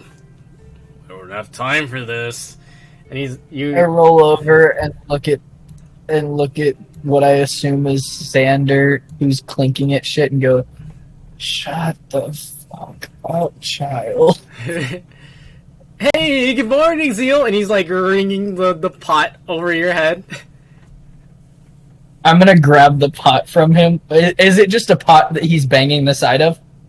Yep, well, with Is like that all it a is? wood spoon. You see he has a wood spoon, and he's like knocking it around the inside of the pot. I'm gonna grab the pot and the spoon from him and put the pot over his head and just give one solid whack to the side of it so that it reverberates around his skull. Dunk out! Oh, hey, come on! I'm just trying to wake you guys up. The meeting is not in like pleasant, is it? the meeting is in like 20 minutes. Ah. Which means I could have slept for 15 more. I don't know if you want to do that. It takes like almost that long to get to the conference room. And like you can see now, like all of you now that you're awake, like Jaral is like across the room and she like quickly like zips out of the room into the bathroom next door, like, you know, with clothes in hand. Like she like kind of runs past, like the clothes are like flailing in the wind like a flag as she like quickly gets dressed. She's like, no.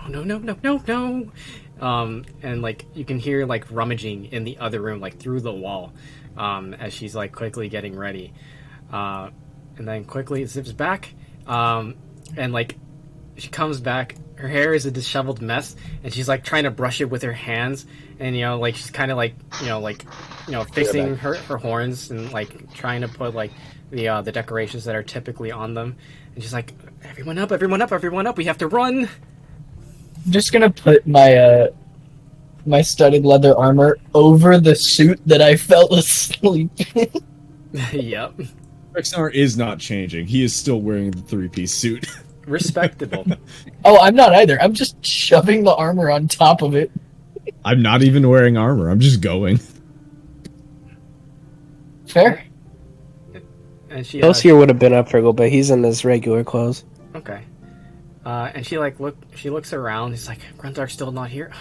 Okay, I guess he forfeits. Okay, there's no time. We don't have time for this. We have to go right now. Oh, is Grundark not here? No, he is not in the room with you all. Interesting. Oh, come Good on, to know. we have to go. Here we could take the craft. It'll be faster. You're in love with that thing, aren't you? Sally forth. Let's do it. Don't judge me. That thing is my baby. Let's go. As they all lead you along down the stairs to where the craft is parked out front. Do you all accompany them? Oh, sorry, apologies. As you leave, in particular, Zeal, the blacksmith Damascus kind of like grabs your shoulder. He's like, "Hey," and he like slams, like you could feel cold metal being slapped into your palm. He's like, "Here, it's done, kind of. I would not recommend firing it too much. I did not test fire. Well, I fired it. How many once. pounds is it? It's like 10 pounds. Oh, okay. No guarantees though. It might still explode. I had Xander help me a little bit to speed up the process. Good to know. What is the damage done for it? Ah, yes. So let me explain. So that that gun in particular does it does. Hold on, let me pull it up real quick. I have it like actually written down like in my notebook. We appreciate that my automatic reaction to he bangs cold steel into your chest knowing what it was. So the gun does 3d4 damage. It contains 6 shots in it. You will have to use an action to reload it. On a 1 to 2, the gun will jam, and you will have to spend an action attempting to repair it. Should you fail in repairing it, it will be inoperable for the remaining fight. How many bullets do I have? He handed you like a little pouch of it. Instead of giving you like an exact number, it is approximately 10 sessions worth of ammunition.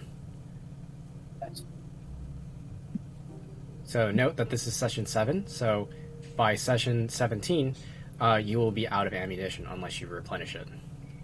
Understandable. Weight.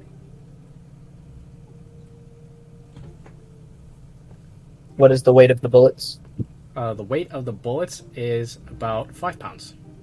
So in total, with the gun and the ammunition you currently have on you, they're like very, very small caliber. Like they're like very tiny. Yep. I got these 9mm bullets. Mm-hmm.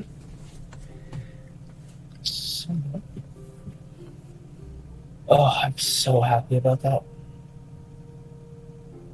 Mm-hmm. Mm-hmm. I'm so happy. Oh, by the way, that also works as a magical focus. Oh my god. I hand him 200 gold. Thanks. And he kind of like pockets it. It's like I said, try not to shoot it too much. It might explode. I kind of, bye. You've done better than anyone else would, my friend. Okay. And as you all make your way, you all load up into the craft. It lifts up. Can I go ahead and load it while we're going? Yeah. Absolutely, you can load it. Everyone else, you see this strange device. It has a metallic barrel at the end, as well as a wider chamber with 6 holes inside of it, bored in the middle. It has a fine wood grain handle, which Zeal holds onto, as he is now loading some strange spherical projectiles inside. Or cylindrical, I should say. They all glow of a soft teal. Did we hear the warning about it exploding? Mm-hmm. If we fired it from Initia? You absolutely did. So Kane's just watching him loading it and thinking about it blowing up in his hands. He chuckles to himself. Yeah, I will give you the exact details on the gun at after session, but those are the basics of it. I'm trying to pull up just the 7 Days to Die one because I know that's what we talked about it being based off of. Mm-hmm. So I'm gonna drop a picture of that in Band of Blades once I find the one. Gotcha. Find it. And so that way they have a general idea. Okay. So you all load up into the craft, and Ramul floors it. Like it goes from 0 to 100 real quick as it goes, as it launches forward across like the open tile space, like whizzing past in between guards who are kind of like just kind of thrown aback by it. Not everybody has seen a craft like that, and they're just like, "What on earth is that?"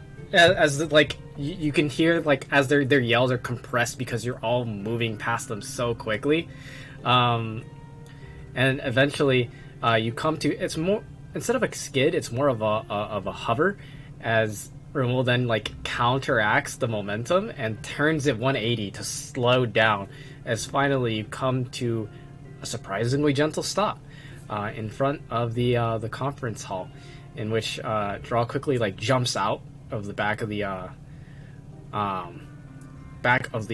craft, swinging the doors open, jumping down. Like at this point, like she's like not even waiting for you guys, and she's kind of like lifting up her robes a bit to like make it easier for her to take longer strides, and she's like, come on, and she like makes her way up the stairs to the conference hall. Do you all accompany her? Yes. I'm right behind her. I am too. Just kind of shoving the pistol into my belt at the moment. All right. You got it, guys. All right. And so, you are all now in attendance of the conference. You walk into the room. It is a quite excessive of purple and gold. As you look around, there are large, long, ornate tables laid in with carvings, as well as gold and other precious metals that reinforce each table. Large slabs of marble upon each of them, with many pieces of blank parchment, as well as inks and quills across them.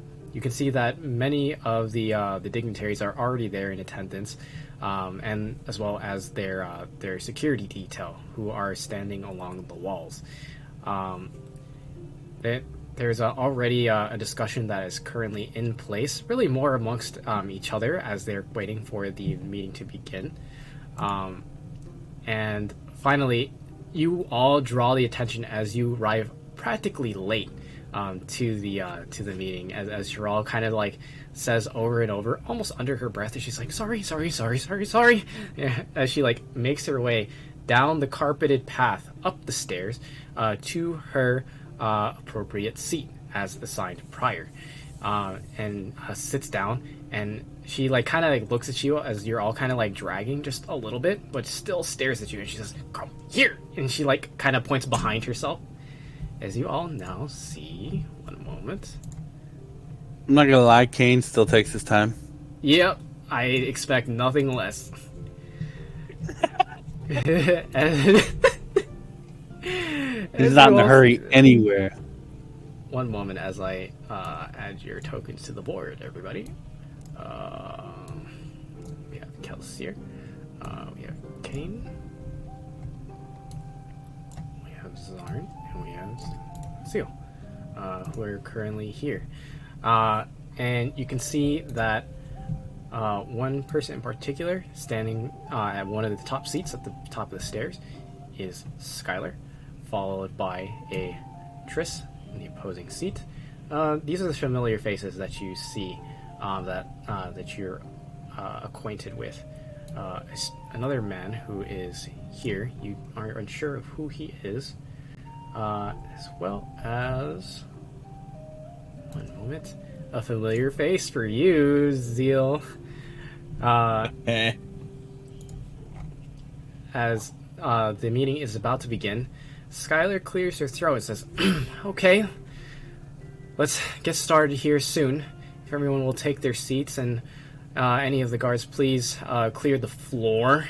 As she stares at you in particular, Kane, as you are taking your time, just a slow strut across. I like to imagine you're kind of giving the Pink Panther strut. Pretty much, yeah. Sounds about right. Yep. He just takes a step at a time. Where am I supposed to go? Behind Gerald, who's at the top north math.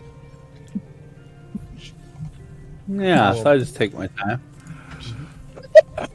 Is that an option, Percy? No, that is an option. You can take your time. No, I mean, is this an option? Check where my token is. Oh. Gerald will see this, and she'll like roll her eyes, and she'll like, stop flirting, get over here. You're embarrassing me in front of the important people. Hey, if you know, I'm gonna blame that one on you for last night. You know, I would have been a little more inclined to come straight over. He kind of like stops at the stairs for a minute. Kane does, just hangs out. Then walks over. Skylar sees this, and she makes a little bit of a childish move. She crumples up one of her pieces of parchment, and she like throws it at you. I'm gonna catch it. Okay. I'm gonna open the paper up, write something on it, and throw it back at her. She catches it back easily, opens up the paper. What does it say? I said, says tag, you're it. And she like, oddly enough, she kind of like starts laughing. Like her cheeks kind of puff up as she like tries to like restrain herself from laughing during this important matter. And she like puts the paper away. She doesn't crumple it back up. She just puts it away. All of us who just can't be bothered to take this seriously. I'm surprised we aren't in breach of our contract yet. Well, We have actually, it's been funny you several should mention times. that. Because at your comment, Jarl says, well, I might be inclined to redistribute your cut to your remaining party. Is she talking to me? No, she's she's okay with what you were doing. Because at least you were standing behind the correct person. But Zeal, she makes this comment too.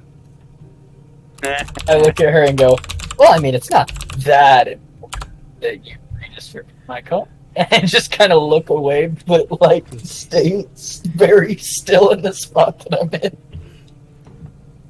Yeah.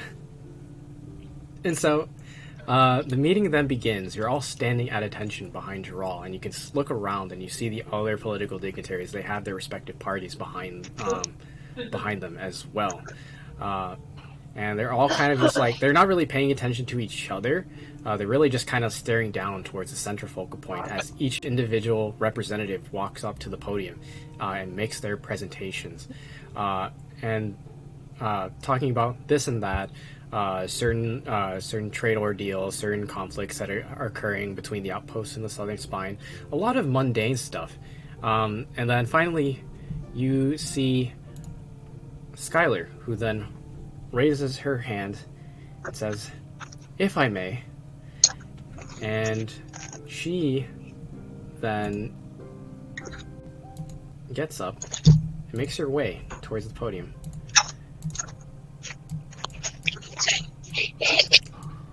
And now, let's not all pretend. Let's address the elephant in the room, shall we?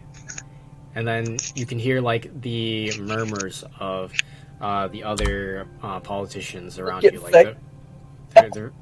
I look at Fexnar and go, he's not that big. She can't kind of under my breath. Yeah, she can't Just hear so this that as Vex like hears. everybody is talking now. They're filling the room with like chatter. Some people are starting to get riled up, and she says, and Skylar says, now, I'm speaking. Now, I know we've had recent concerns and rumors about Thalos, and I would be lying if I said that they aren't putting massive amounts of strain on the Southern Spine. They're constantly demanding for higher and higher prices on simple things that we need, food, water, and their demands for more and more remnant that we need to progress our cities, to benefit our people, is dwindling. And as this is all happening, well, let's just say it, there are rumors. Really, we can't even call them that anymore, as I have received word and confirmation that we have some defects that have turned over into Thalos, including the Grimtooth family, or clan, I should say. And at this point, like, a lot of people are getting riled up at this point. Oh no. They're like, blasphemy! This is insane! What are these accusations? Like, now, my sources are reliable, and you all know who that is. I look at Grundark and just shake my head in disbelief. Grundark is not here. Oh, that's right. Yeah. Yeah, he's not here. And as you all, as you all like look around, like, what the hell is this about? She then adds, there are talks that Thalos has already begun to mobilize. Word has reached me that they are now at our borders. They are not they're here yet. Technically, this has not been a declaration of war yet, but we can still stop it. We can still negotiate with them. We have resources and aces up our sleeve. This can be avoided with the cooperation of all of us. And she looks at particularly Jarl, at Triss, and Alira. And this man that you do not know the name of yet. And the man here stands up and kind of takes a step forward towards like the table, and like he slams his hands like on the surface, like, this is absurd. I know exactly what you are proposing, and Solitude will not give it to them. Do I make myself clear? And Skylar then looks up and says, well, it's not really your choice to make when your city is in ruins, is it? And he, at that point, then steps back and sits back down, kind of slumped at the back of his chair. Well then, if that is done, if everyone is done with their little tantrums, let's talk about what we're going to do about negotiating for peace to prevent bloodshed. We know we will lose. The best we can do is delay them. And some of them start to disagree. It's like, no, we can fight them. Why do we keep giving in to them? This is how we got into this problem in the first place.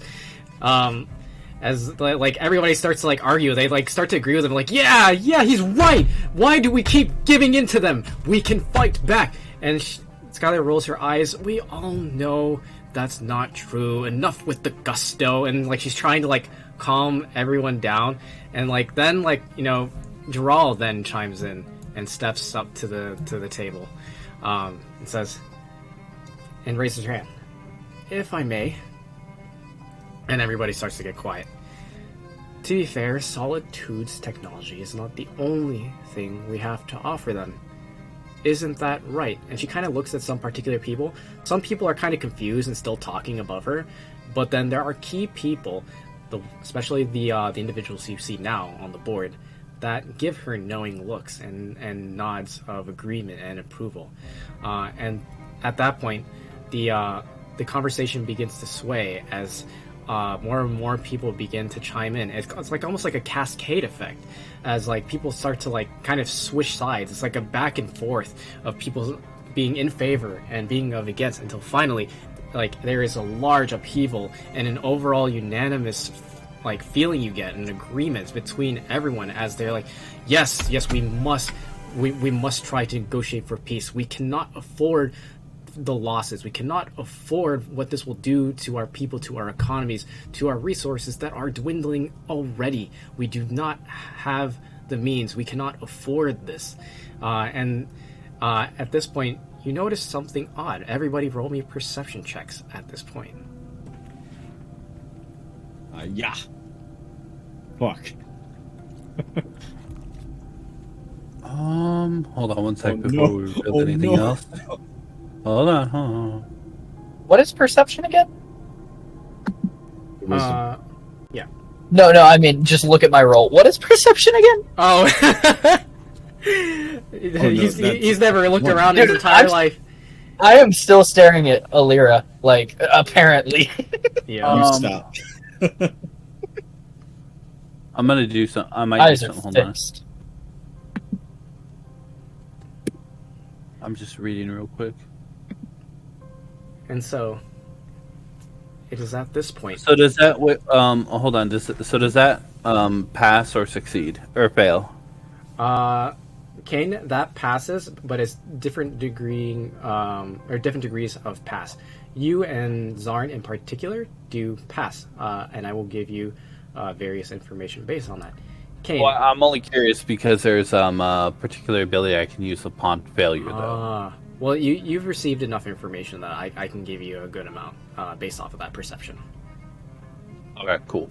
Mm-hmm. And so, Kane, you notice that across the room, Triss has been awfully quiet this entire time. As a matter of fact, she begins to sit forward at the edge of her seat, and she kind of just she has her elbows rested on the armrest and her fingertips together, as her chin rests on the top of her middle fingers, as she kind of just like looks around. She's quite still, calm. She's not riled up like everyone else, who is now like, they're all beginning to discuss what they're going to offer, the terms of the peace treaty, and Skylar is now sitting at the podium, who is currently jotting it down, and she's like pointing at certain people and like getting their feedback on like how they could propose this to the general who's like at their border. And Zarn, you notice this as well as just as Kane does, but you notice one additional detail. You notice a presence. You cannot see, but you can feel it, and it gives you a sense of dread as a cold chill runs down your spine, and you sense it looming directly behind Triss. Okay, I want to immediately inform the others around me that I'm feeling something bad going on there. Okay. And what do you all do? Good. I would put on my glasses. Ooh, can you specify which ones? The night seeing glasses with the little attachment on them. I see. Interesting. And so, one moment, please.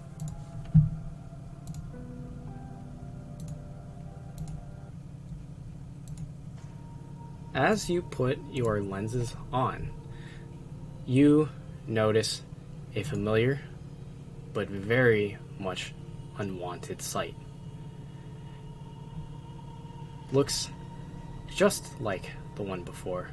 However, this one is much larger, and instead of a ichorous obsidian black, it is of a deep purple.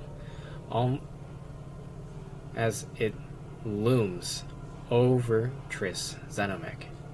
It does not show aggression to her. Rather, it seems it hovers around her, like a lapdog almost. And as you see this, you see another strange detail. You can see the faintest teal glow through your lenses. You can see it in the center of her chest, although with your other eye that is not covered by the lens, she just looks normal.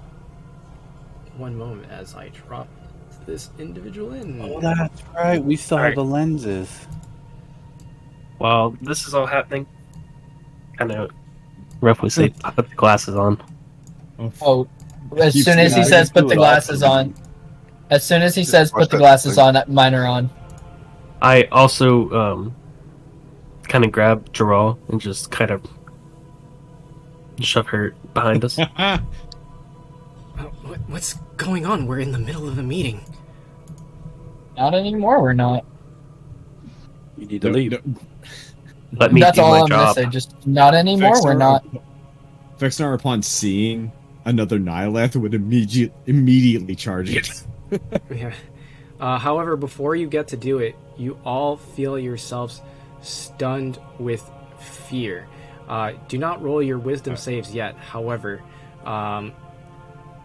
what does happen next is wham! You can feel the energy as sheer force whips across the room. A tendril flies as it flies over Skylar's shoulder over to this seat here, where a politician is making his piece about what to do about negotiations in favor of negotiations with Thalos.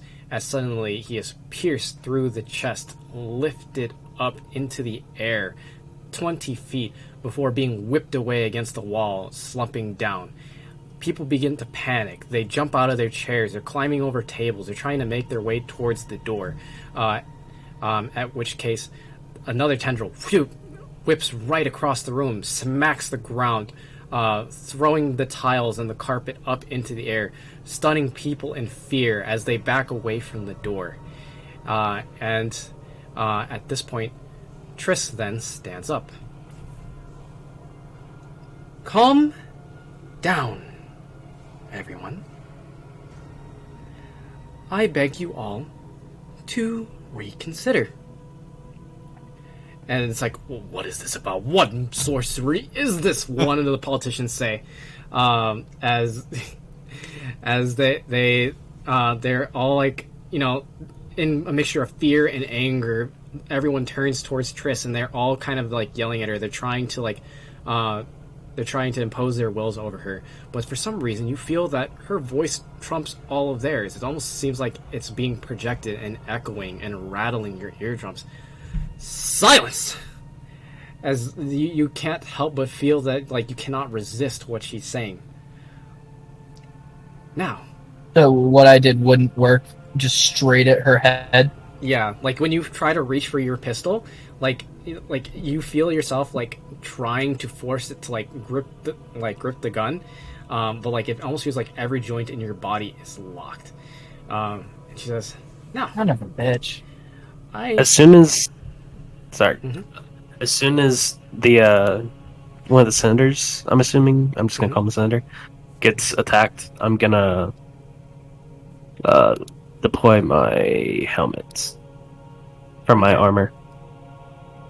Oh, are you talking about the breathing bubble, or no? There's a helmet with the arcane armor. Oh, okay, I got you. Okay, that will be a withheld action at this time because you are unable to move, as you feel that there's some exterior force keeping you from moving. You can still talk, but you are unable to move. And as this is occurring, Triss is beginning her spiel.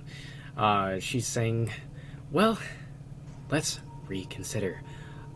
Honestly, I think that we're all jumping the gun. We should be declaring war. Take the fight to them. Should we not? You were all so riled up earlier, were you not? I'm just gonna kind of mockingly yell back. You don't declare war by causing one in quarters. You can't yell. You're locked up. Well, no, he said we can talk. Yeah, you can talk. You're all he able said to talk. we can talk. Just not move. Yep. Yeah.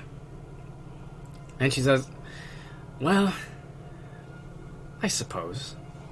However, I think it's about time that we have a different conversation. Or rather, the only conversation we should be having. Shall we? Now,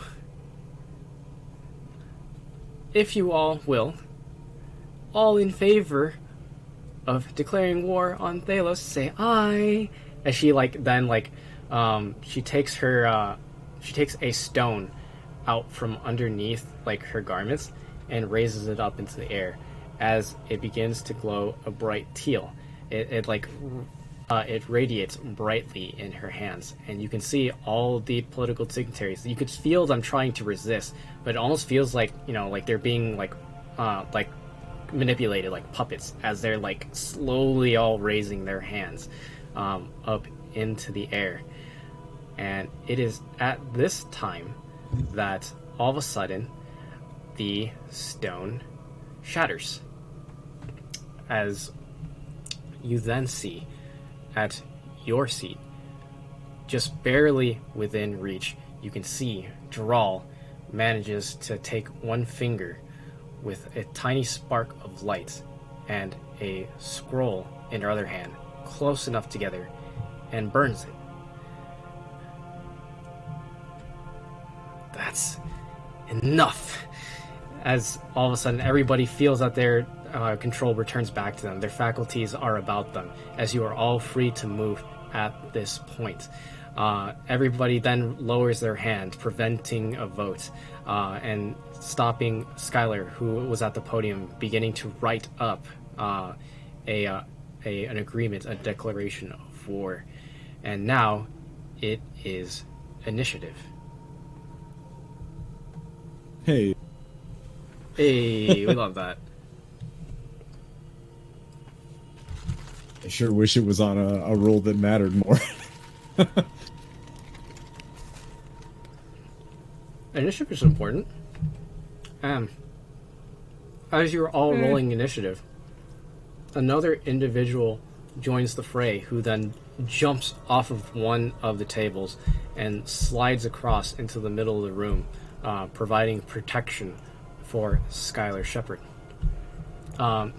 Chad, at this time, I will just use I'll use Grundark's token as a placeholder. Is that okay with you? Yeah. Okay.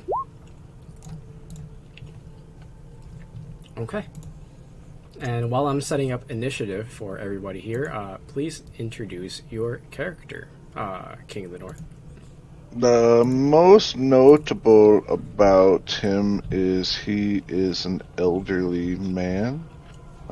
Gray hair, balding on top, big bushy gray beard. He looks not well built, but he looks spry and lithe. You know, like his arms are like corded sinew, kind of. You know, there's no body fat on him, so to speak. He's got a pair of short swords at his side, and he's wearing leather armor. Ooh, okay. Nice. I'll protect you, my lady.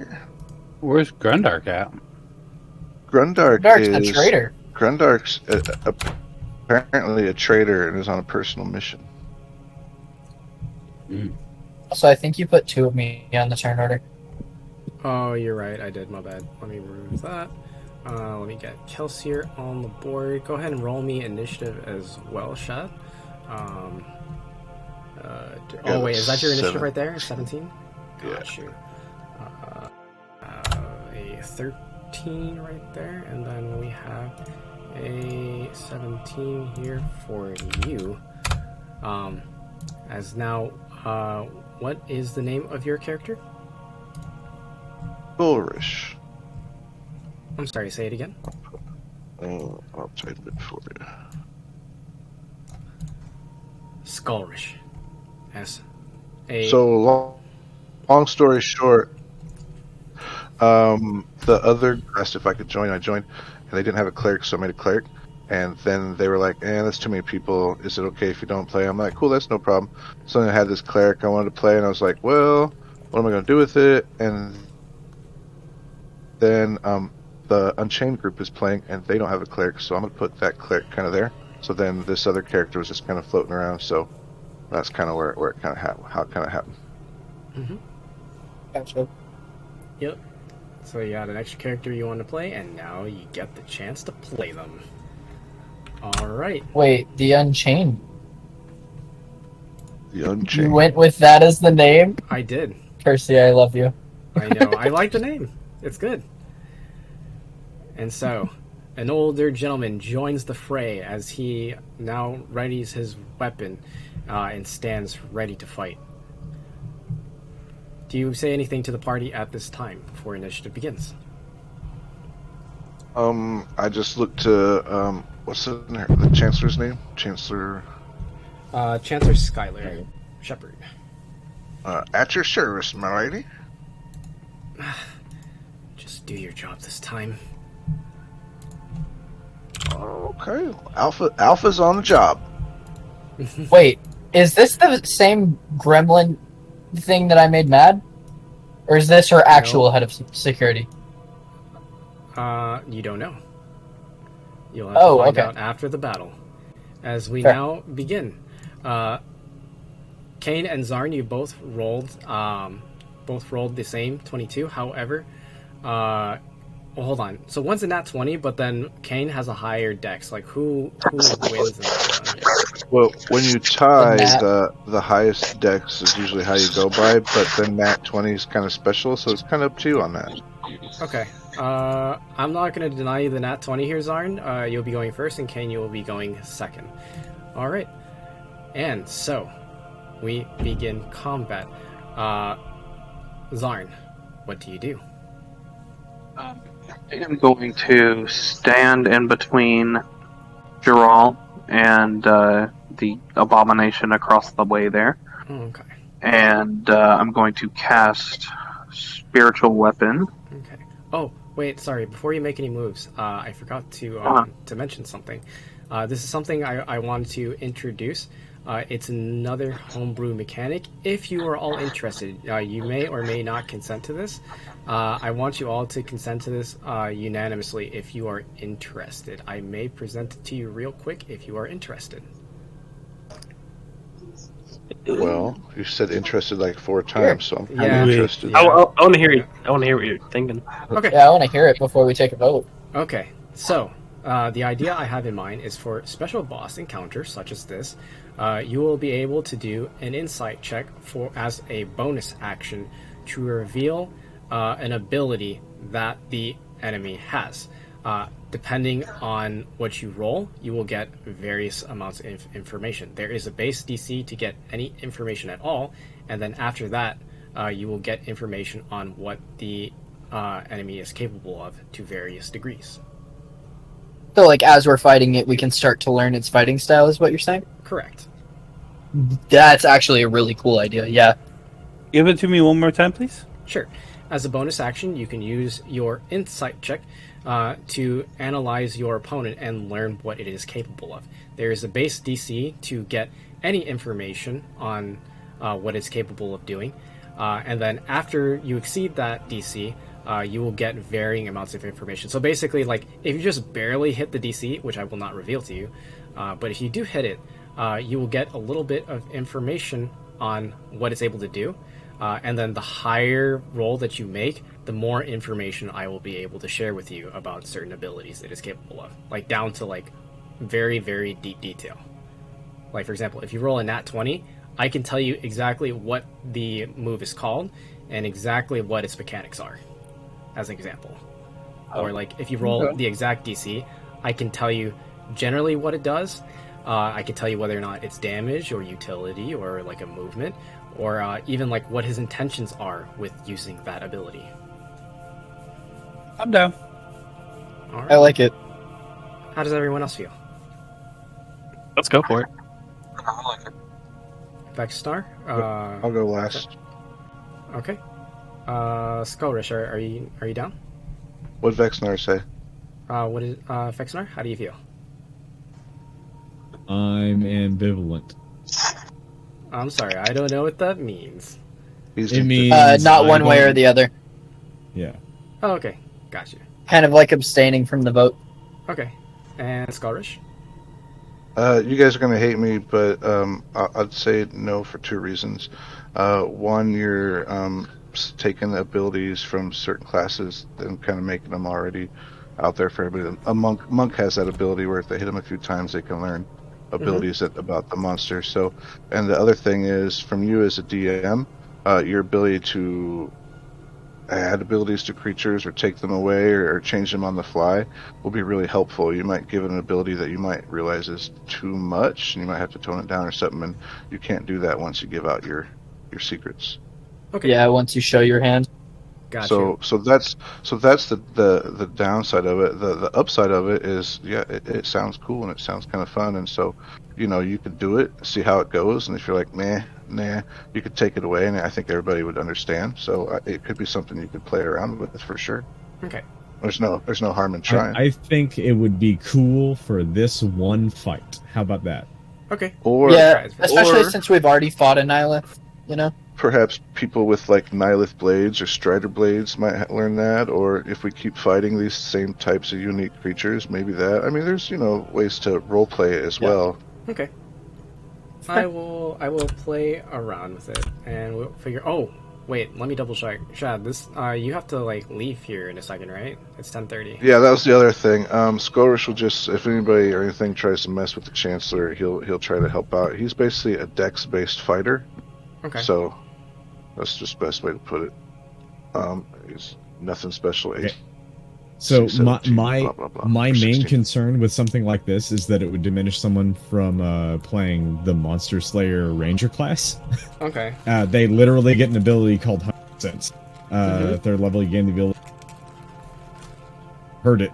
That is correct. As an action, yeah, basically. So you could also counteract that by those classes that do have those abilities that you might be taken away from.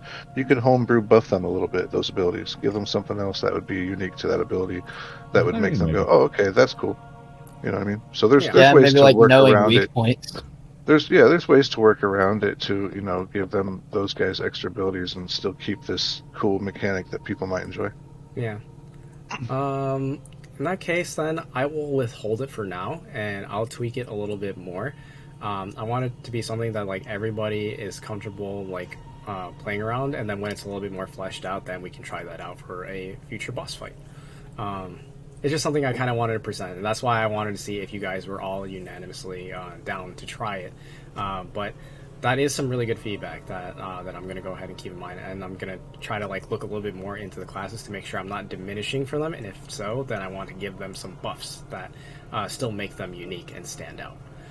Okay, and so this is a particularly important boss fight.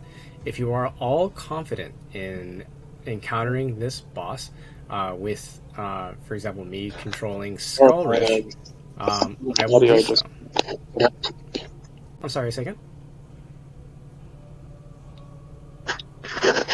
Sorry. I missed the end of what you were saying. My audio cut out. Oh, it's okay. I was just saying this is a particularly like big boss fight. If you're all confident in encountering this boss, I will not stop you. And then if you're okay with me doing so, Shad, I will control Skullrich. If you want to go ahead and send me his character sheet, I will do so. However, Sure. if you all want, you can we can call it here, and we can begin again next session with everybody here to fight this Niall. It is all. I would vote to call it here before we get into a boss fight. Could take a while. Yeah, and especially because if King isn't going to be here for it, if it's an important fight, I'd rather him have the opportunity to be here for it. Yeah. So, than have his character controlled. Yeah. Well, That's how here's I the feel. things I that don't want you to go down miss out to on is it. I'm less likely to be here next week for the same boss fight. So. Oh no, it's okay because I'm not going to be here next week either. I don't know if you were here to catch that, but yeah, I'll be in Texas. There's going to be that thing with our schedule. You'll be in Texas? Yeah, I'm going to be in Texas next weekend, so I will not be running any D&D sessions. Oh, you're going to come visit me? No, I'm not visiting you. Actually, he's gonna come visit me. Yeah, actually, that's Is he true. actually? Yeah, That's dope. yeah. It's gonna Lower or upper Texas? be Lower. Oh, okay. Austin? Yes. You don't have to answer Well, that. Chiefs? oh yeah, I probably shouldn't reveal that on stream, huh? No, like Houston's a big place. That's true. I mean, like when I think of Houston, I think of like general area, like kind of south of San Antonio. So, yeah. I was going to school up in Huntsville, so I mean, I know the area. All right. Thanks for the So, yeah, session. that is something You're to welcome. consider. Good session. Oh, I'm That so element. happy. Just sorry, Percy, I have one more goal to hit. One last thing, Pursuit. If you have another session, make sure you write that initiative down because you'll probably lose it. Well, I guess you've got it here on the side. Never mind. Yeah, That's all. I'm scrolling Well, through you it might- slowly right now because Yeah. I can refer to stream as well, and I have to turn order open. Yep. All right, cool. Thank you for that. You heads up. guys have a good session. See you later. Good night. See you guys. Thanks for the game, person. You're welcome. Thank you for joining. Yep. Thanks. Bye. Bye. All right, so we're calling it. Yep. Yeah, so we're gonna call it here because Yeah. like I don't want anyone to like miss out on this boss fight. Well, here's the thing. It's going to be that way. It's going to be like that one way or the other. Oh wait, are you gonna be here like 2 weeks from now? Yeah, but 'Cause- see, there's 'cause always that's- going to be a scheduling issue with these long boss fights. Yeah. I'm It's gonna not try to avoidable. like, yeah, I'm gonna try to get them more towards like the front end of the sessions, so that way we won't have to like really like call it as much, if at all. It just so happened like it kind of like landed that way this time around. But yeah, so let me go ahead and end stream here. Let's see. So we're gonna go Percy, ahead now I and have to do my next goal. Yeah. So we're gonna pick up again at. Let me look at the calendar here. The next time we will pick up again will be on June 4th. So that will be the next session at 7 p.m. CST. And Oh yeah, Percy.